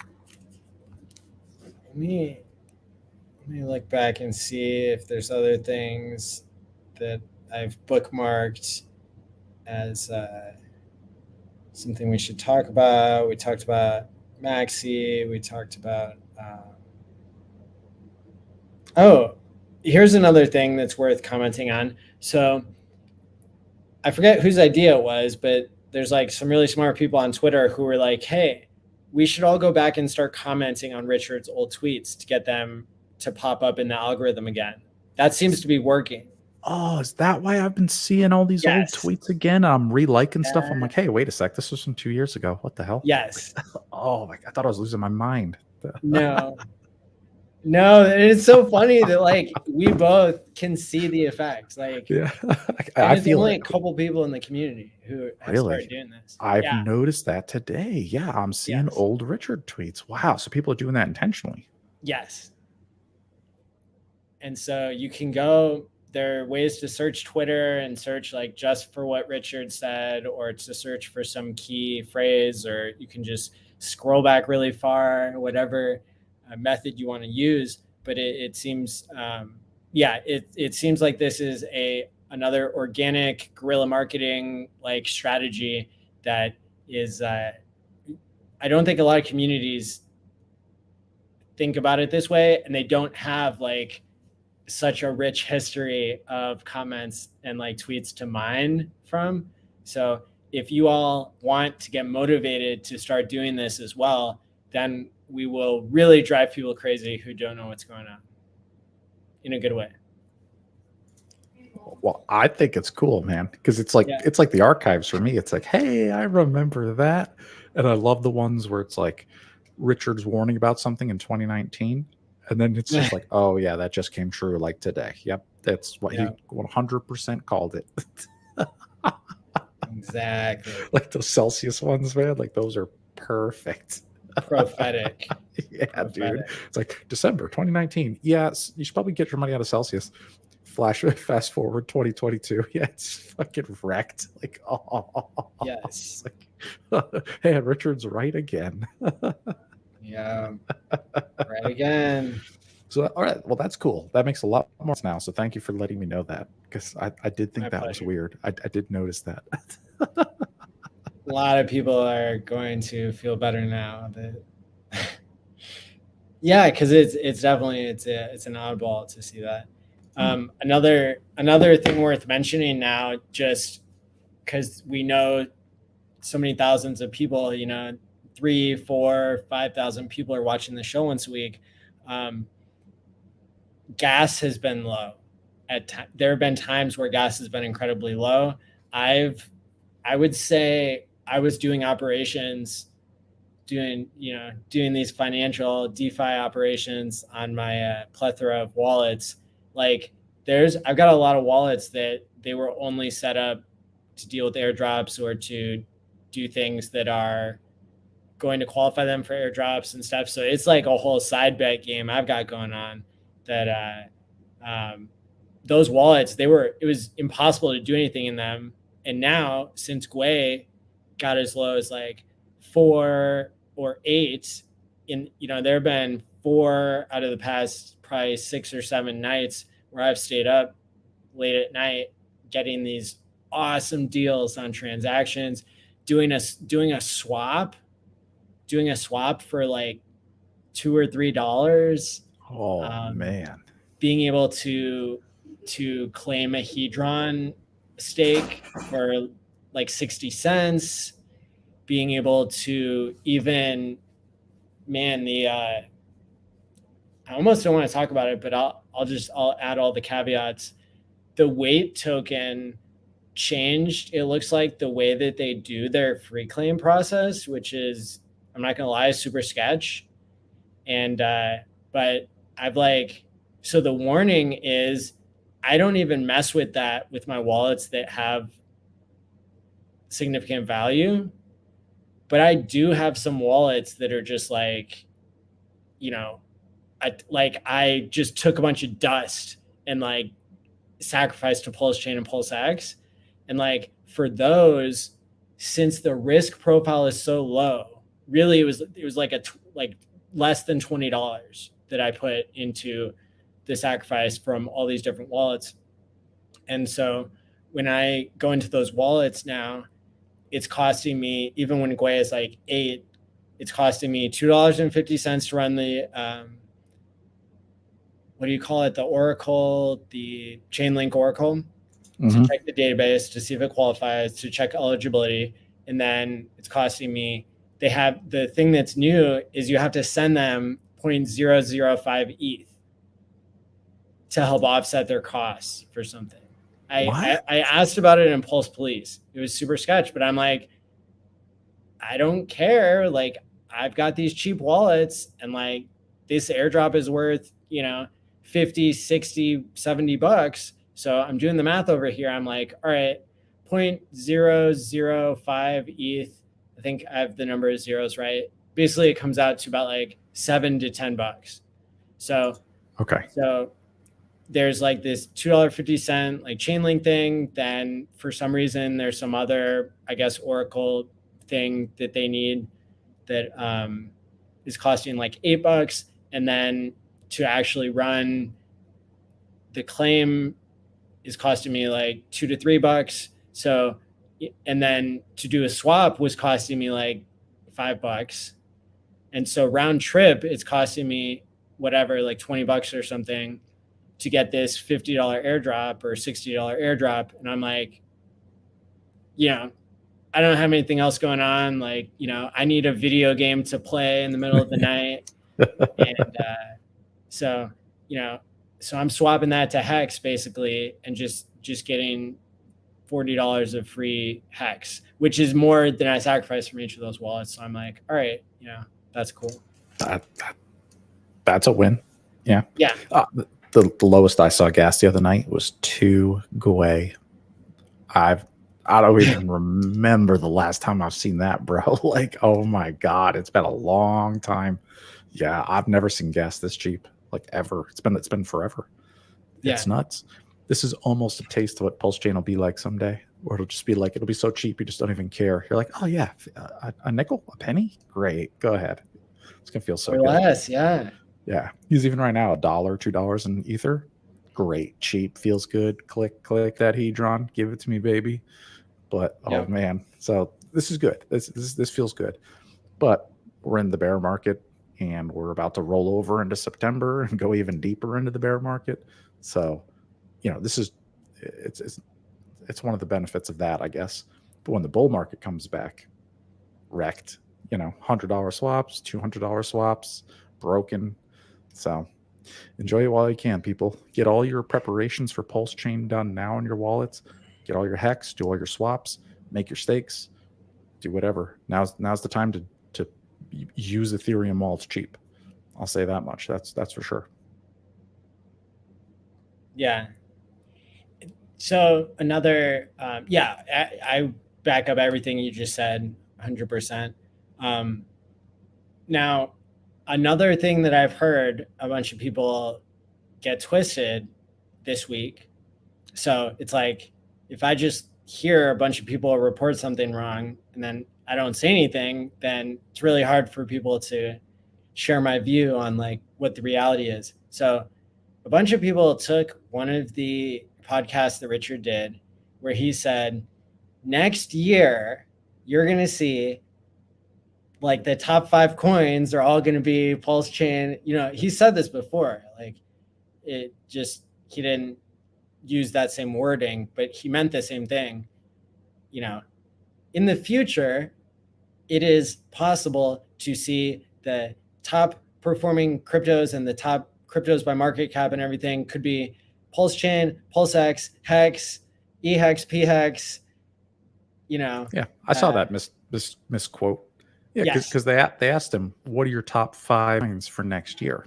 Yes. Yeah. So that's when he said PulseChain, PulseX, HEX, all that stuff. So people mistakenly think he means it's launch next year, but no. In reality, it could launch this year. And what he said means it's going to kick ass next year. It's going to be already out and a real coin. So No, I took it as bullish. People are misreading it as next year launch. That's not true. We don't know when. Nobody knows when. Not even Richard. He has no clue. So Exactly. yeah, I saw that as well. A lot of people misquoting that. So yeah, they were basically saying that it was confirmed that PulseChain will not launch until next year, and that is false. It is not. It is unclear. However, I mean, we know from what Richard has said publicly that we are still prepared to kick all of the ass that can be kicked. And, all of this hype about the merge with Ethereum, we've seen that time and time again. I mean, I almost got fished for the first time in my life. I almost got fished back in like 2018 when I thought Ethereum was launching ETH 2.0. Like, seriously, I almost I was trying to hit send for like 20 for like however many ETH I had. Like, it was one of those fake YouTube streams. They had Vitalik speaking, but the border was like a total scam. And I was like, looks legit. Like, how do I send this? I couldn't figure it out. So, and that was like half a decade ago. Yes. Was it? Yeah, it was, man. Almost. It was like a whole cycle ago. Yeah, dude. That's how long they've been on about it. Oh my God. And I'll tell you what, my opinion, man, this whole merge next month is a sell the news event. That merge is going to come out like September 15th. And you know what ETH's price chart's going to do? Fucking down, man. It's going down. That shit's going to dump. Mark my words, man. I'm calling it right now. That shit is going to dump so hard.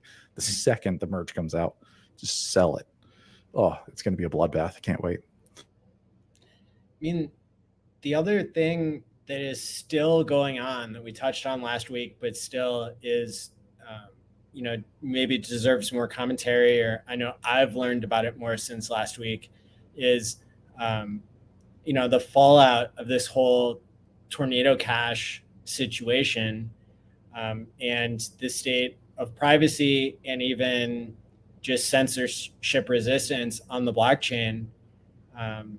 We learned more details about what happened with the Office of Foreign Asset Control, part of the Treasury, listing Tornado Cash as like the first instance in history where a decentralized smart contract has been put on the enemy list of sanctions, that you're not allowed, it's you're breaking federal law by interacting with that pool of tokens.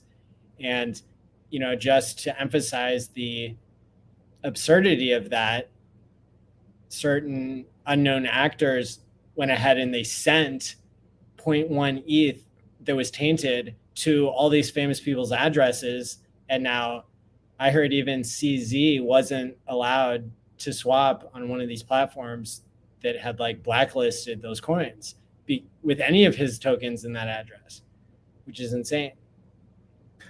It's very insane, very frightening, and shame on the OFAC for doing that.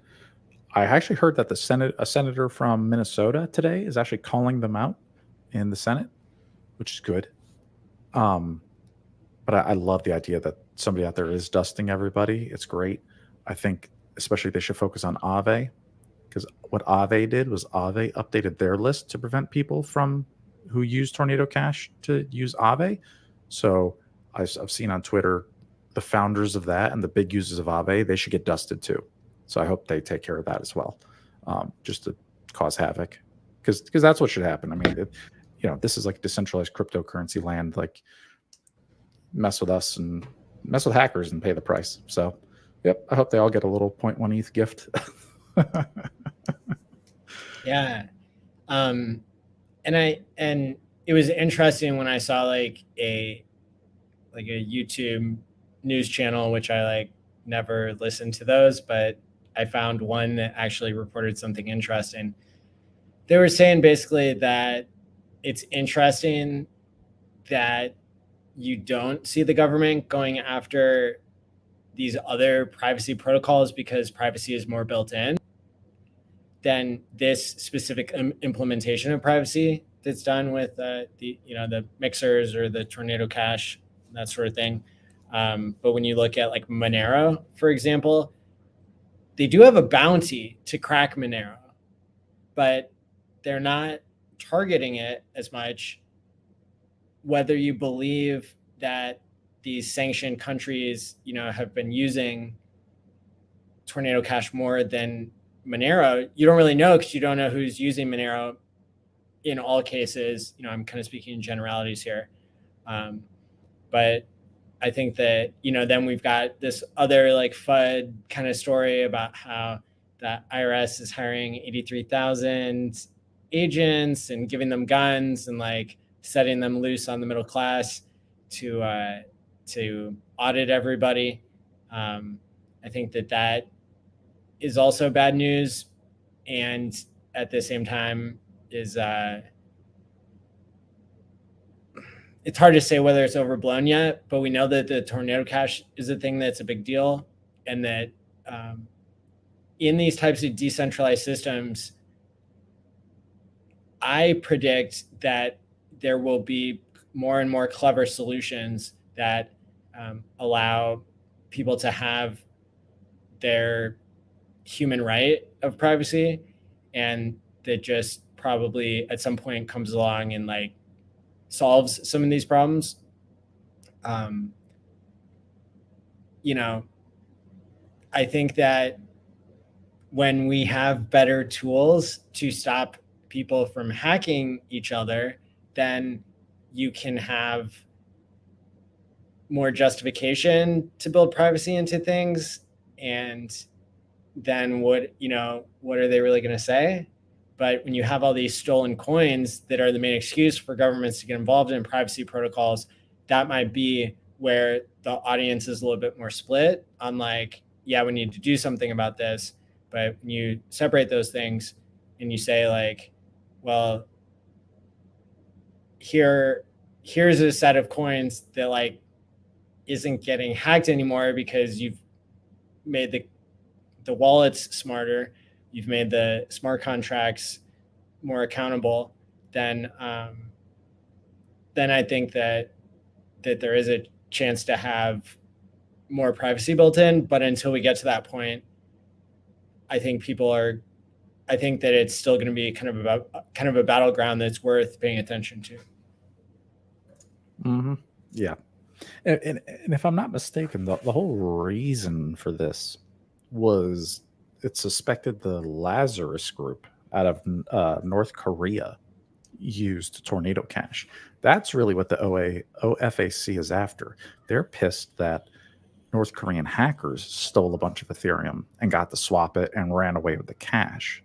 So it's not even that they're trying to really stop the normal people from having privacy. It's that they're trying to stop adversarial countries and known bad hacker groups and known bad nation state actors.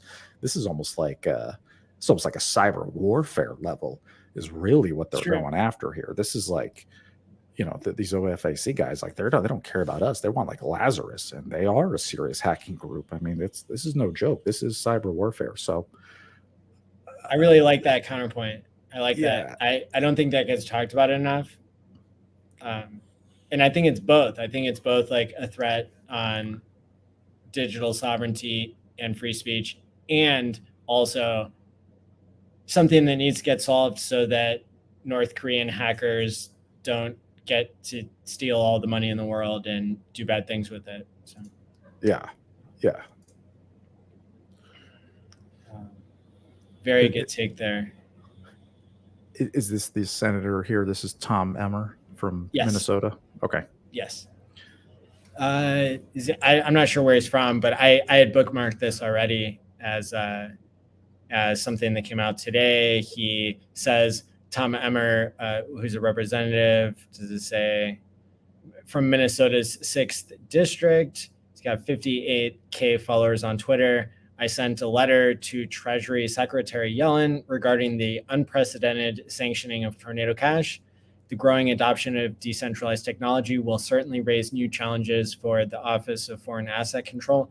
Nonetheless, technology is neutral and the expectation of privacy is normal. And then it gives like his 4-page letter that he sent to the Treasury Secretary, who's, I guess, in charge of, or the representative of, the department that controls the Office of Foreign Asset Control, which is who puts people on the sanctions list. Or now, not just people. Yeah, smart contracts. Yeah. So shout out to this, Representative Emmer here.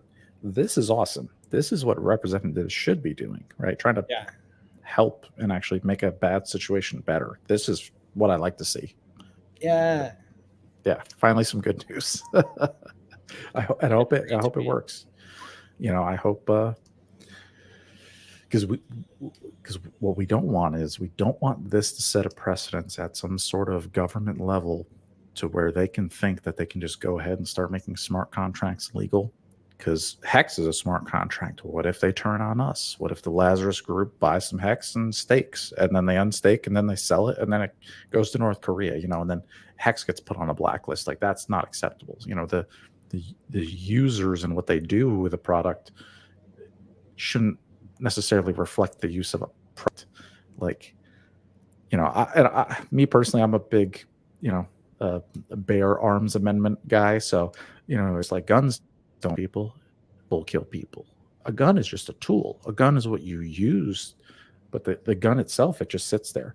Same with Tornado Cash, same with HEX. They're just smart contracts. They just sit there, but it's what people do with them. That's what matters. Yeah. I think, we don't want to set precedents that are going to be able to be, leveraged against. I think it's important for us to define the digital space as a space that's free, that has privacy, that is giving people their human rights. Just because somebody somewhere in the world is doing something wrong doesn't mean you get to take away all the human rights. That's important to keep in mind. What was the other point I was going to make? I mean, I think there's ways to get around dust attack. I think there is a way to stop dust attacks from happening as well. I think there's lots of better security on the horizon. And so that's another exciting thing that I want to kind of develop into the things we're making. But at the end of the day, blockchain is going to keep evolving, just like I said before, and the regulation might end up helping us make a leap forward, because people are always going to be creative and program around whatever the slow legislation is saying, or whatever the OFAC situation is. And there, I think that I heard, I think it was you, David, who recommended this new person I'm following on YouTube, Gregory Mannarino. Is that his name or something? Yes, sir. Gregory Mannarino. Yeah.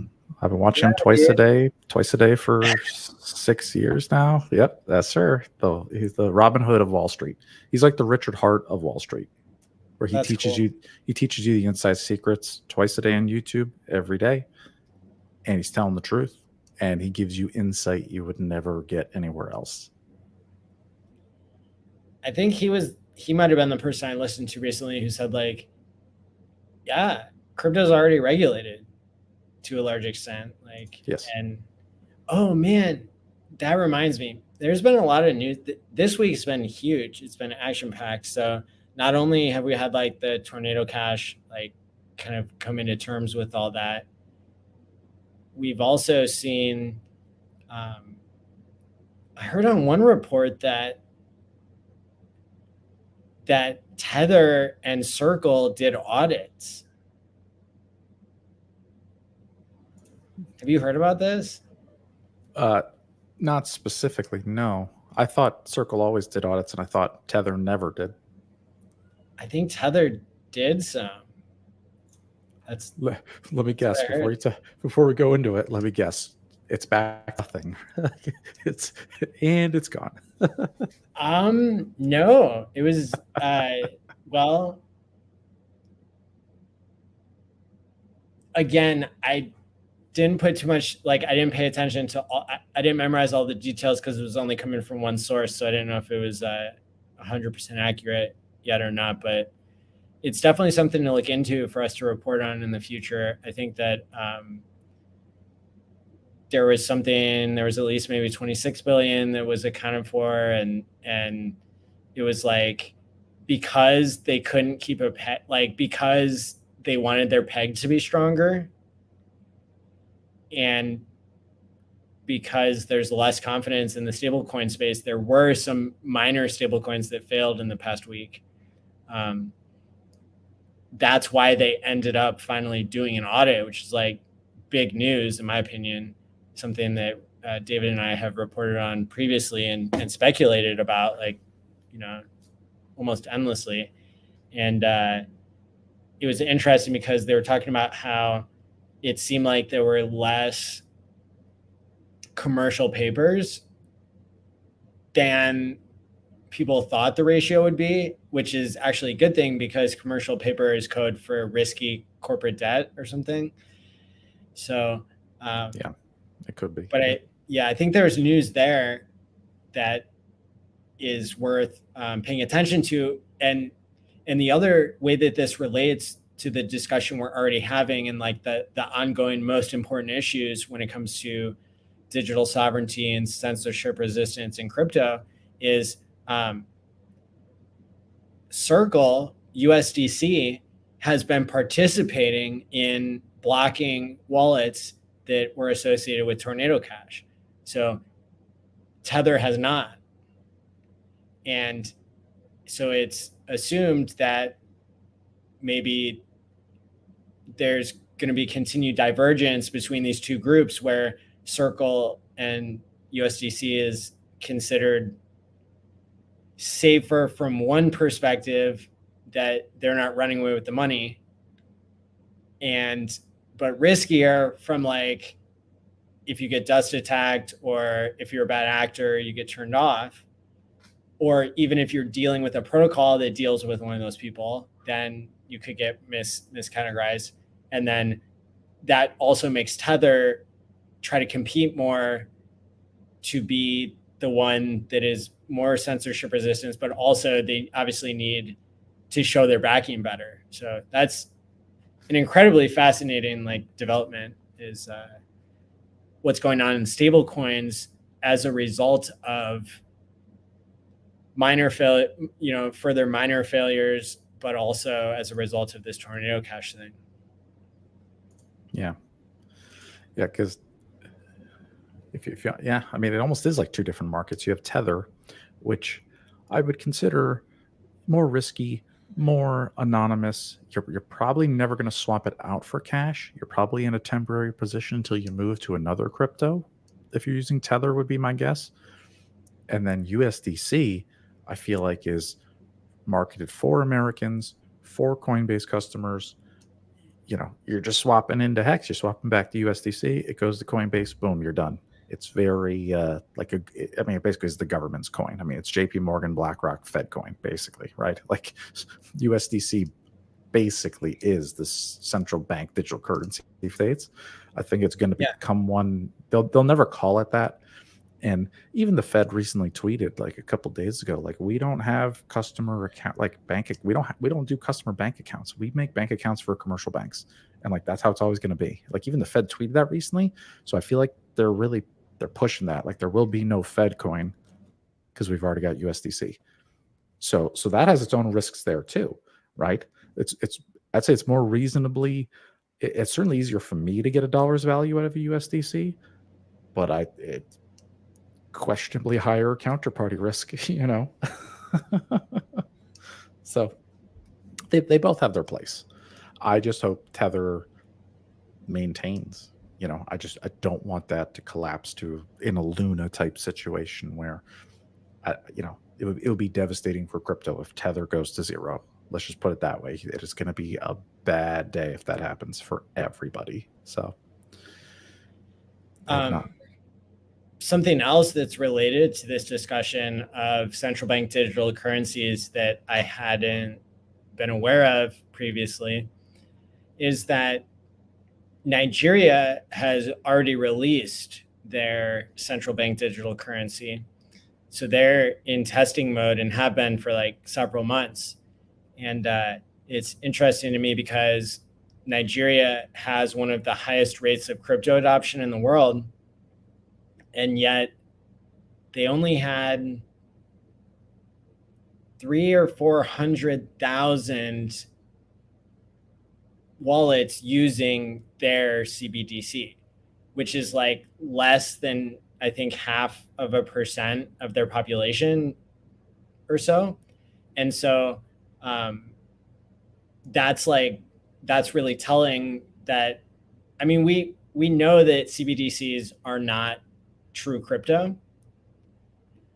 We know that the IMF, who's watching all this, and the Fed, the US Fed, they're not in any rush because they're already getting their way with running these games on the OFAC list, running these games like with Circle and Coinbase, complying with all these regulations that they're putting on stable coins and on the crypto market in general. And so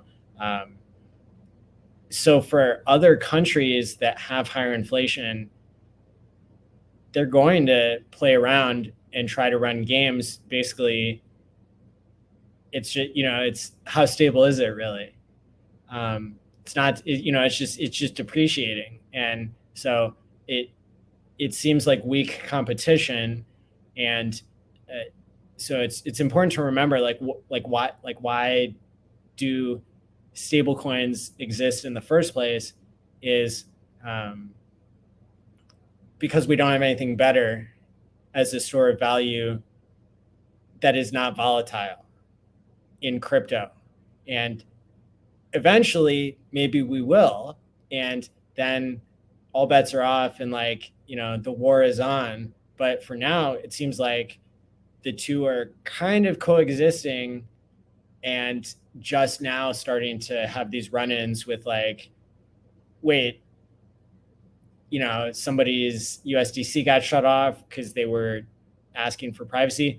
The other thing that I would throw in here that I forgot to mention, so sorry for skipping back to the OFAC thing, but it's my understanding that there is a programmer who's in jail over this, which yes, we don't know a whole lot. I don't think we know a whole lot yet. Yeah, all I heard was they arrested him somewhere in Europe, and it's the original creator of the Tornado Cash lab. Arrested him as well. Yeah, that's all I know. It's it's a travesty. They shouldn't. It's unbelievable.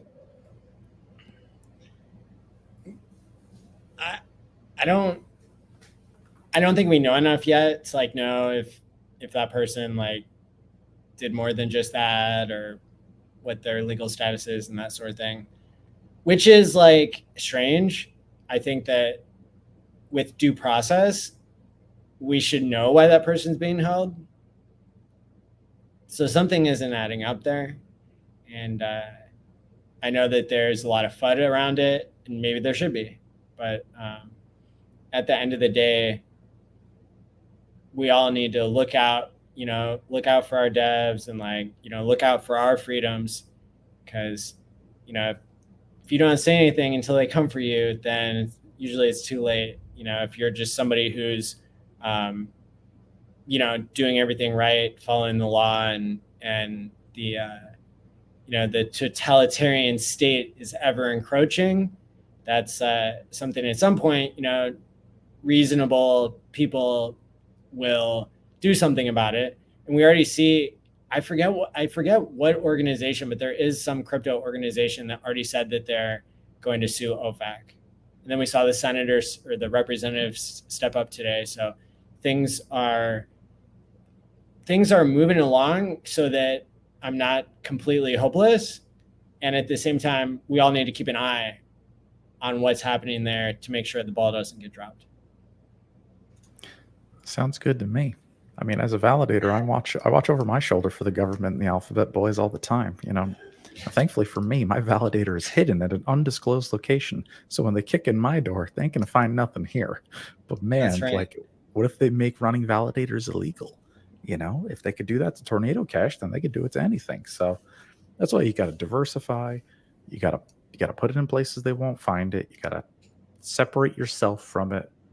You know, it's a risk I'm willing to bear. I will carry this cross for PulseChain. I'll go to jail if I have to for PulseChain. Fair enough. I believe in the freedom of speech. You know what I mean? Like that's a hill I'm willing to die on. But I don't think that's going to happen though. That's like very unlikely. It shouldn't get. I don't think it's going to get that bad. But we'll know before it does, I think. Yeah. There's and we don't know a whole lot yet. And so it's good that people are making noise about it. And I'm not hopeless. I'm not overly hopeless or hopeful about the situation. I think it's something that as a, like entire crypto world community, I think it's one thing that we all maybe can find common ground on, like, is let's not send our devs to jail, and let's protect our freedoms and have reasonable regulations that still allow true crypto to exist and still allow pseudo crypto to fill the role that it needs to fill in like on and off ramps and like, wherever you have no better solution for less volatility than crypto gives you, for a stable coin that even if it's depreciated, like the dollar is depreciating in its purchasing power 1% a month. Like, let that sink in. If inflation is 10 to 12%, then you're losing purchasing power 1% a month. Ooh. Yeah. So it's you want to pick something, you want to have yourself positioned to not be so deep into crypto that you have to sell if the price goes down, but you also want to have the right balance so that the inevitably depreciating dollar is not the only store of value that somebody has or the only option, which we talk about all the time. So that's maybe all that needs to be said on my part. But we're living in interesting times, David. Oh, we sure are. What a time to be alive in crypto. That's for sure. Yeah. Well, awesome. We did a 2.5-hour episode today. We are going to be back next week on Tuesday with an all new guest and all new topics and old topics alike. So, I am excited that there's this Dublin longevity meetup coming. I'm excited that that the community is finding their way when it comes to altcoins and the love of our lives, HEX, and we're all trying to navigate the altcoins and the censorship resistance and all these other things. I think that there's a bright future ahead. I completely agree. Well said. Absolutely. And I just want to reiterate to everybody out there, we could talk about whatever coins we want. Yeah. Good, bad, ugly. We're going to see it all. We're going to keep you informed. It's our duty. We have to talk about the news. We have to talk about what's up. That's just the way it is. So I make no apologies. I never will, because we do, we're doing this out of the love of it too. So Yes. But we'll always try to keep it honest, though. I feel like, especially me and you, Maddie, like we just give our opinions and we just tell it like how we see it, like it is, like that. That's all. There's no spin. There's no hype. It's it's just the facts. I think as I've thought about it more, like as deeply as I can, and I definitely agree with everything you just said. As I've thought about it, it strikes me that like I think it's easy for people's mindset to be like, I need to catch up, or like to want to get tomorrow's gains today, and to want to get into these altcoins just because of greed. Shortcut. Yes. Yep. And so I think that when people are greedy, then it's easy to go back to the influencer. And I mean, the type of greed that we're talking about is not just the greed of like people getting into altcoins, but also those who chastise us for even reviewing the things and giving our honest opinion. There are people that are so greedy in HEX that they are going to call us out for talking about anything else. Right. And that's the part that really bothered me this week was like, of all people, Identity Block was giving me like mega shit. He was like it's cool if like somebody's criticizing me, I can take it. But when you're saying mean stuff to me because you're pissed that I talked about PZen, and like, so now you're trying to blame me for like what's going on with PulseCon and all that shit. You're saying like, why didn't you warn people and like all this stuff?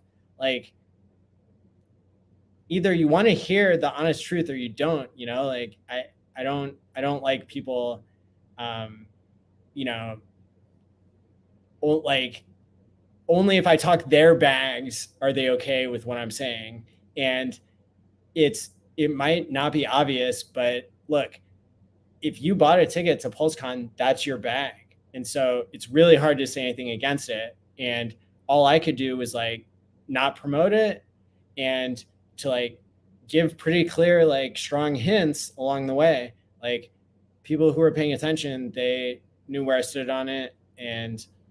But I didn't want to be the reason that it failed. I didn't want to assume things, even though I knew that it was being run by an untrustworthy person. I didn't want to like be anti-competitive, if that makes sense. Yeah, and without like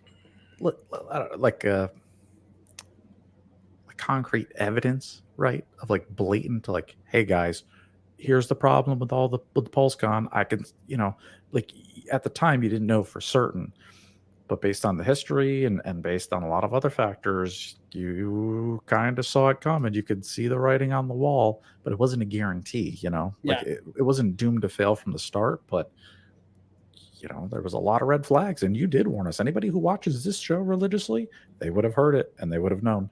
So absolutely, you tried warning people. Absolutely, you without completely, going. It's like Richard Hart. It's like I called the top, but I didn't want to write in the tweet. I called the top. I didn't want to make the top. So I get you. I feel you called the top, and you did. And I'll give you credit for that. You did a great job. And but yeah, you didn't want to make the top. It's like distinction. Thanks for noticing that.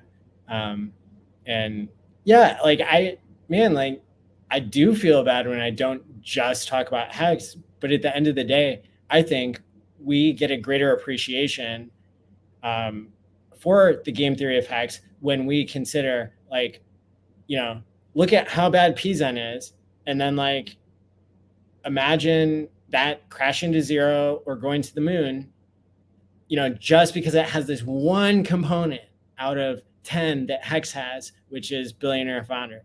Look at, More Token. It's like, that's a really good brand name. And then maybe there's some other things that people see in it, and, it's the particular set of users, but it's, as a scientist, I find that more interesting than if somebody was copying all aspects of HEX. Like, to have these isolated components is really exciting to me just from a intellectual perspective. And I think that's part of what gets me excited about other coins, is just to see how it goes, and then to make sure we always bring it back to HEX. Yeah, you're 100% right, man. Me too. Like when PZ came out, like I'd never dabbled with SafeMoon or any taxing token or reflection token. PZ was like the first one where it's like, oh wow, it's like Conrad's really doing this. Are you serious? Like I thought all these were just, I thought they were all doomed to fail. But if he's trying it, well, maybe it's not. So yeah, I even myself was looking at it like, I can't wait to see what this price chart looks like. Does it go to zero? Does it go to the moon? I don't know what's going to happen. Let's find out.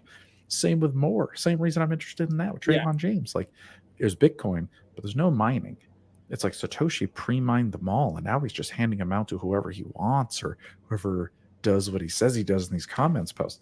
That's totally new and exciting and weird, and like it's cool, man. Like, you know, so yeah, I get a kick out of it too, you know. Dude, I think I got dropped from HEX Streamers. HEXstreamers.com. That's okay. Nobody ever retweets that stuff anyway. Dude, no, like they dropped everybody who talked about poor pleb. Why? What? Really?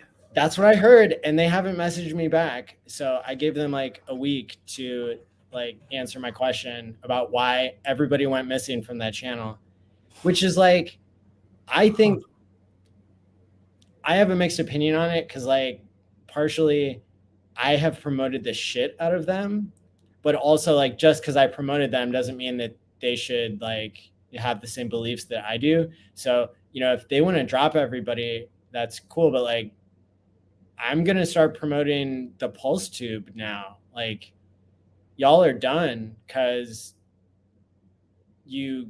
I think you missed the mark. I think, you know. Yeah, they pulled me off too. Yeah. Yeah.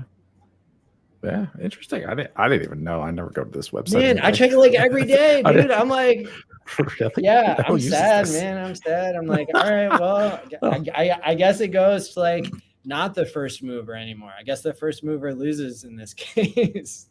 Yeah. I saw a great meme the other day just on Twitter, or even today, where it's talking about how first movers don't win. It's like Tesla company didn't make the first electric car. There was a bunch of other. That was the only example that sticks in my mind. But there was like 3 other examples where first mover advantage doesn't exist. Usually like second or third after that innovates on that idea, they take everything. So what's the alternative now that HEXstreamers.com is dead? Let me make sure I get it right, because it was hard for me to remember at first.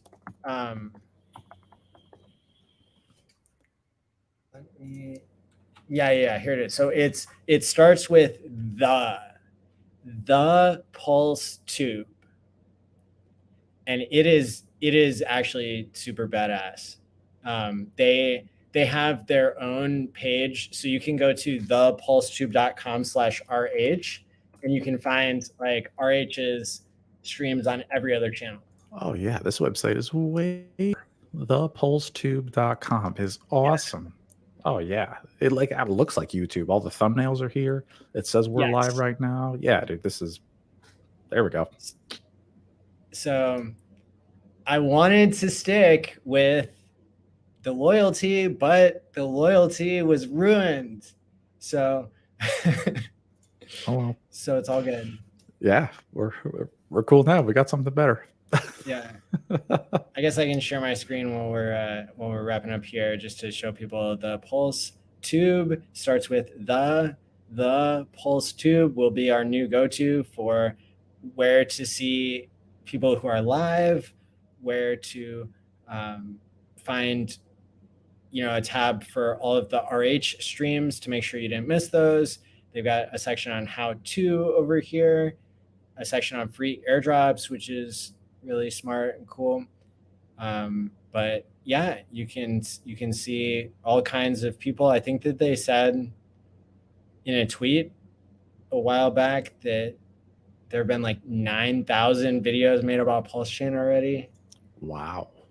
yeah, I'm not sure what they had the cutoff be for, but yeah. Oh, thanks, Hex Live. We appreciate you. My man. What's up, Corey? UFO, somebody who was helping to run things at the HEX conference. Shout out to you and everybody else who volunteered there in Vegas. I couldn't have done it without you. And yeah, just I think today has been another great episode, David. So thanks for being here. Oh yeah, fun as always. My favorite night of the week. Yeah, dude, same. So let me see, Hex Therapy live on Thursday at the same time as always. Tomorrow night on Freddie Quotes' YouTube, you can find David Feeder and company with the Steak and Bake Show. Yes. Yep, that's going to be 6:30 p.m. tomorrow. Me, Freddie, I think Big Kurkowski, and Tangent. That is an awesome lineup. I am definitely going to watch that. That means that it is 7:30 Central and 5:30 in California and Las Vegas. So everybody check that out. And for now, stake wisely, my friends, and peace out. Bye, Hexkins.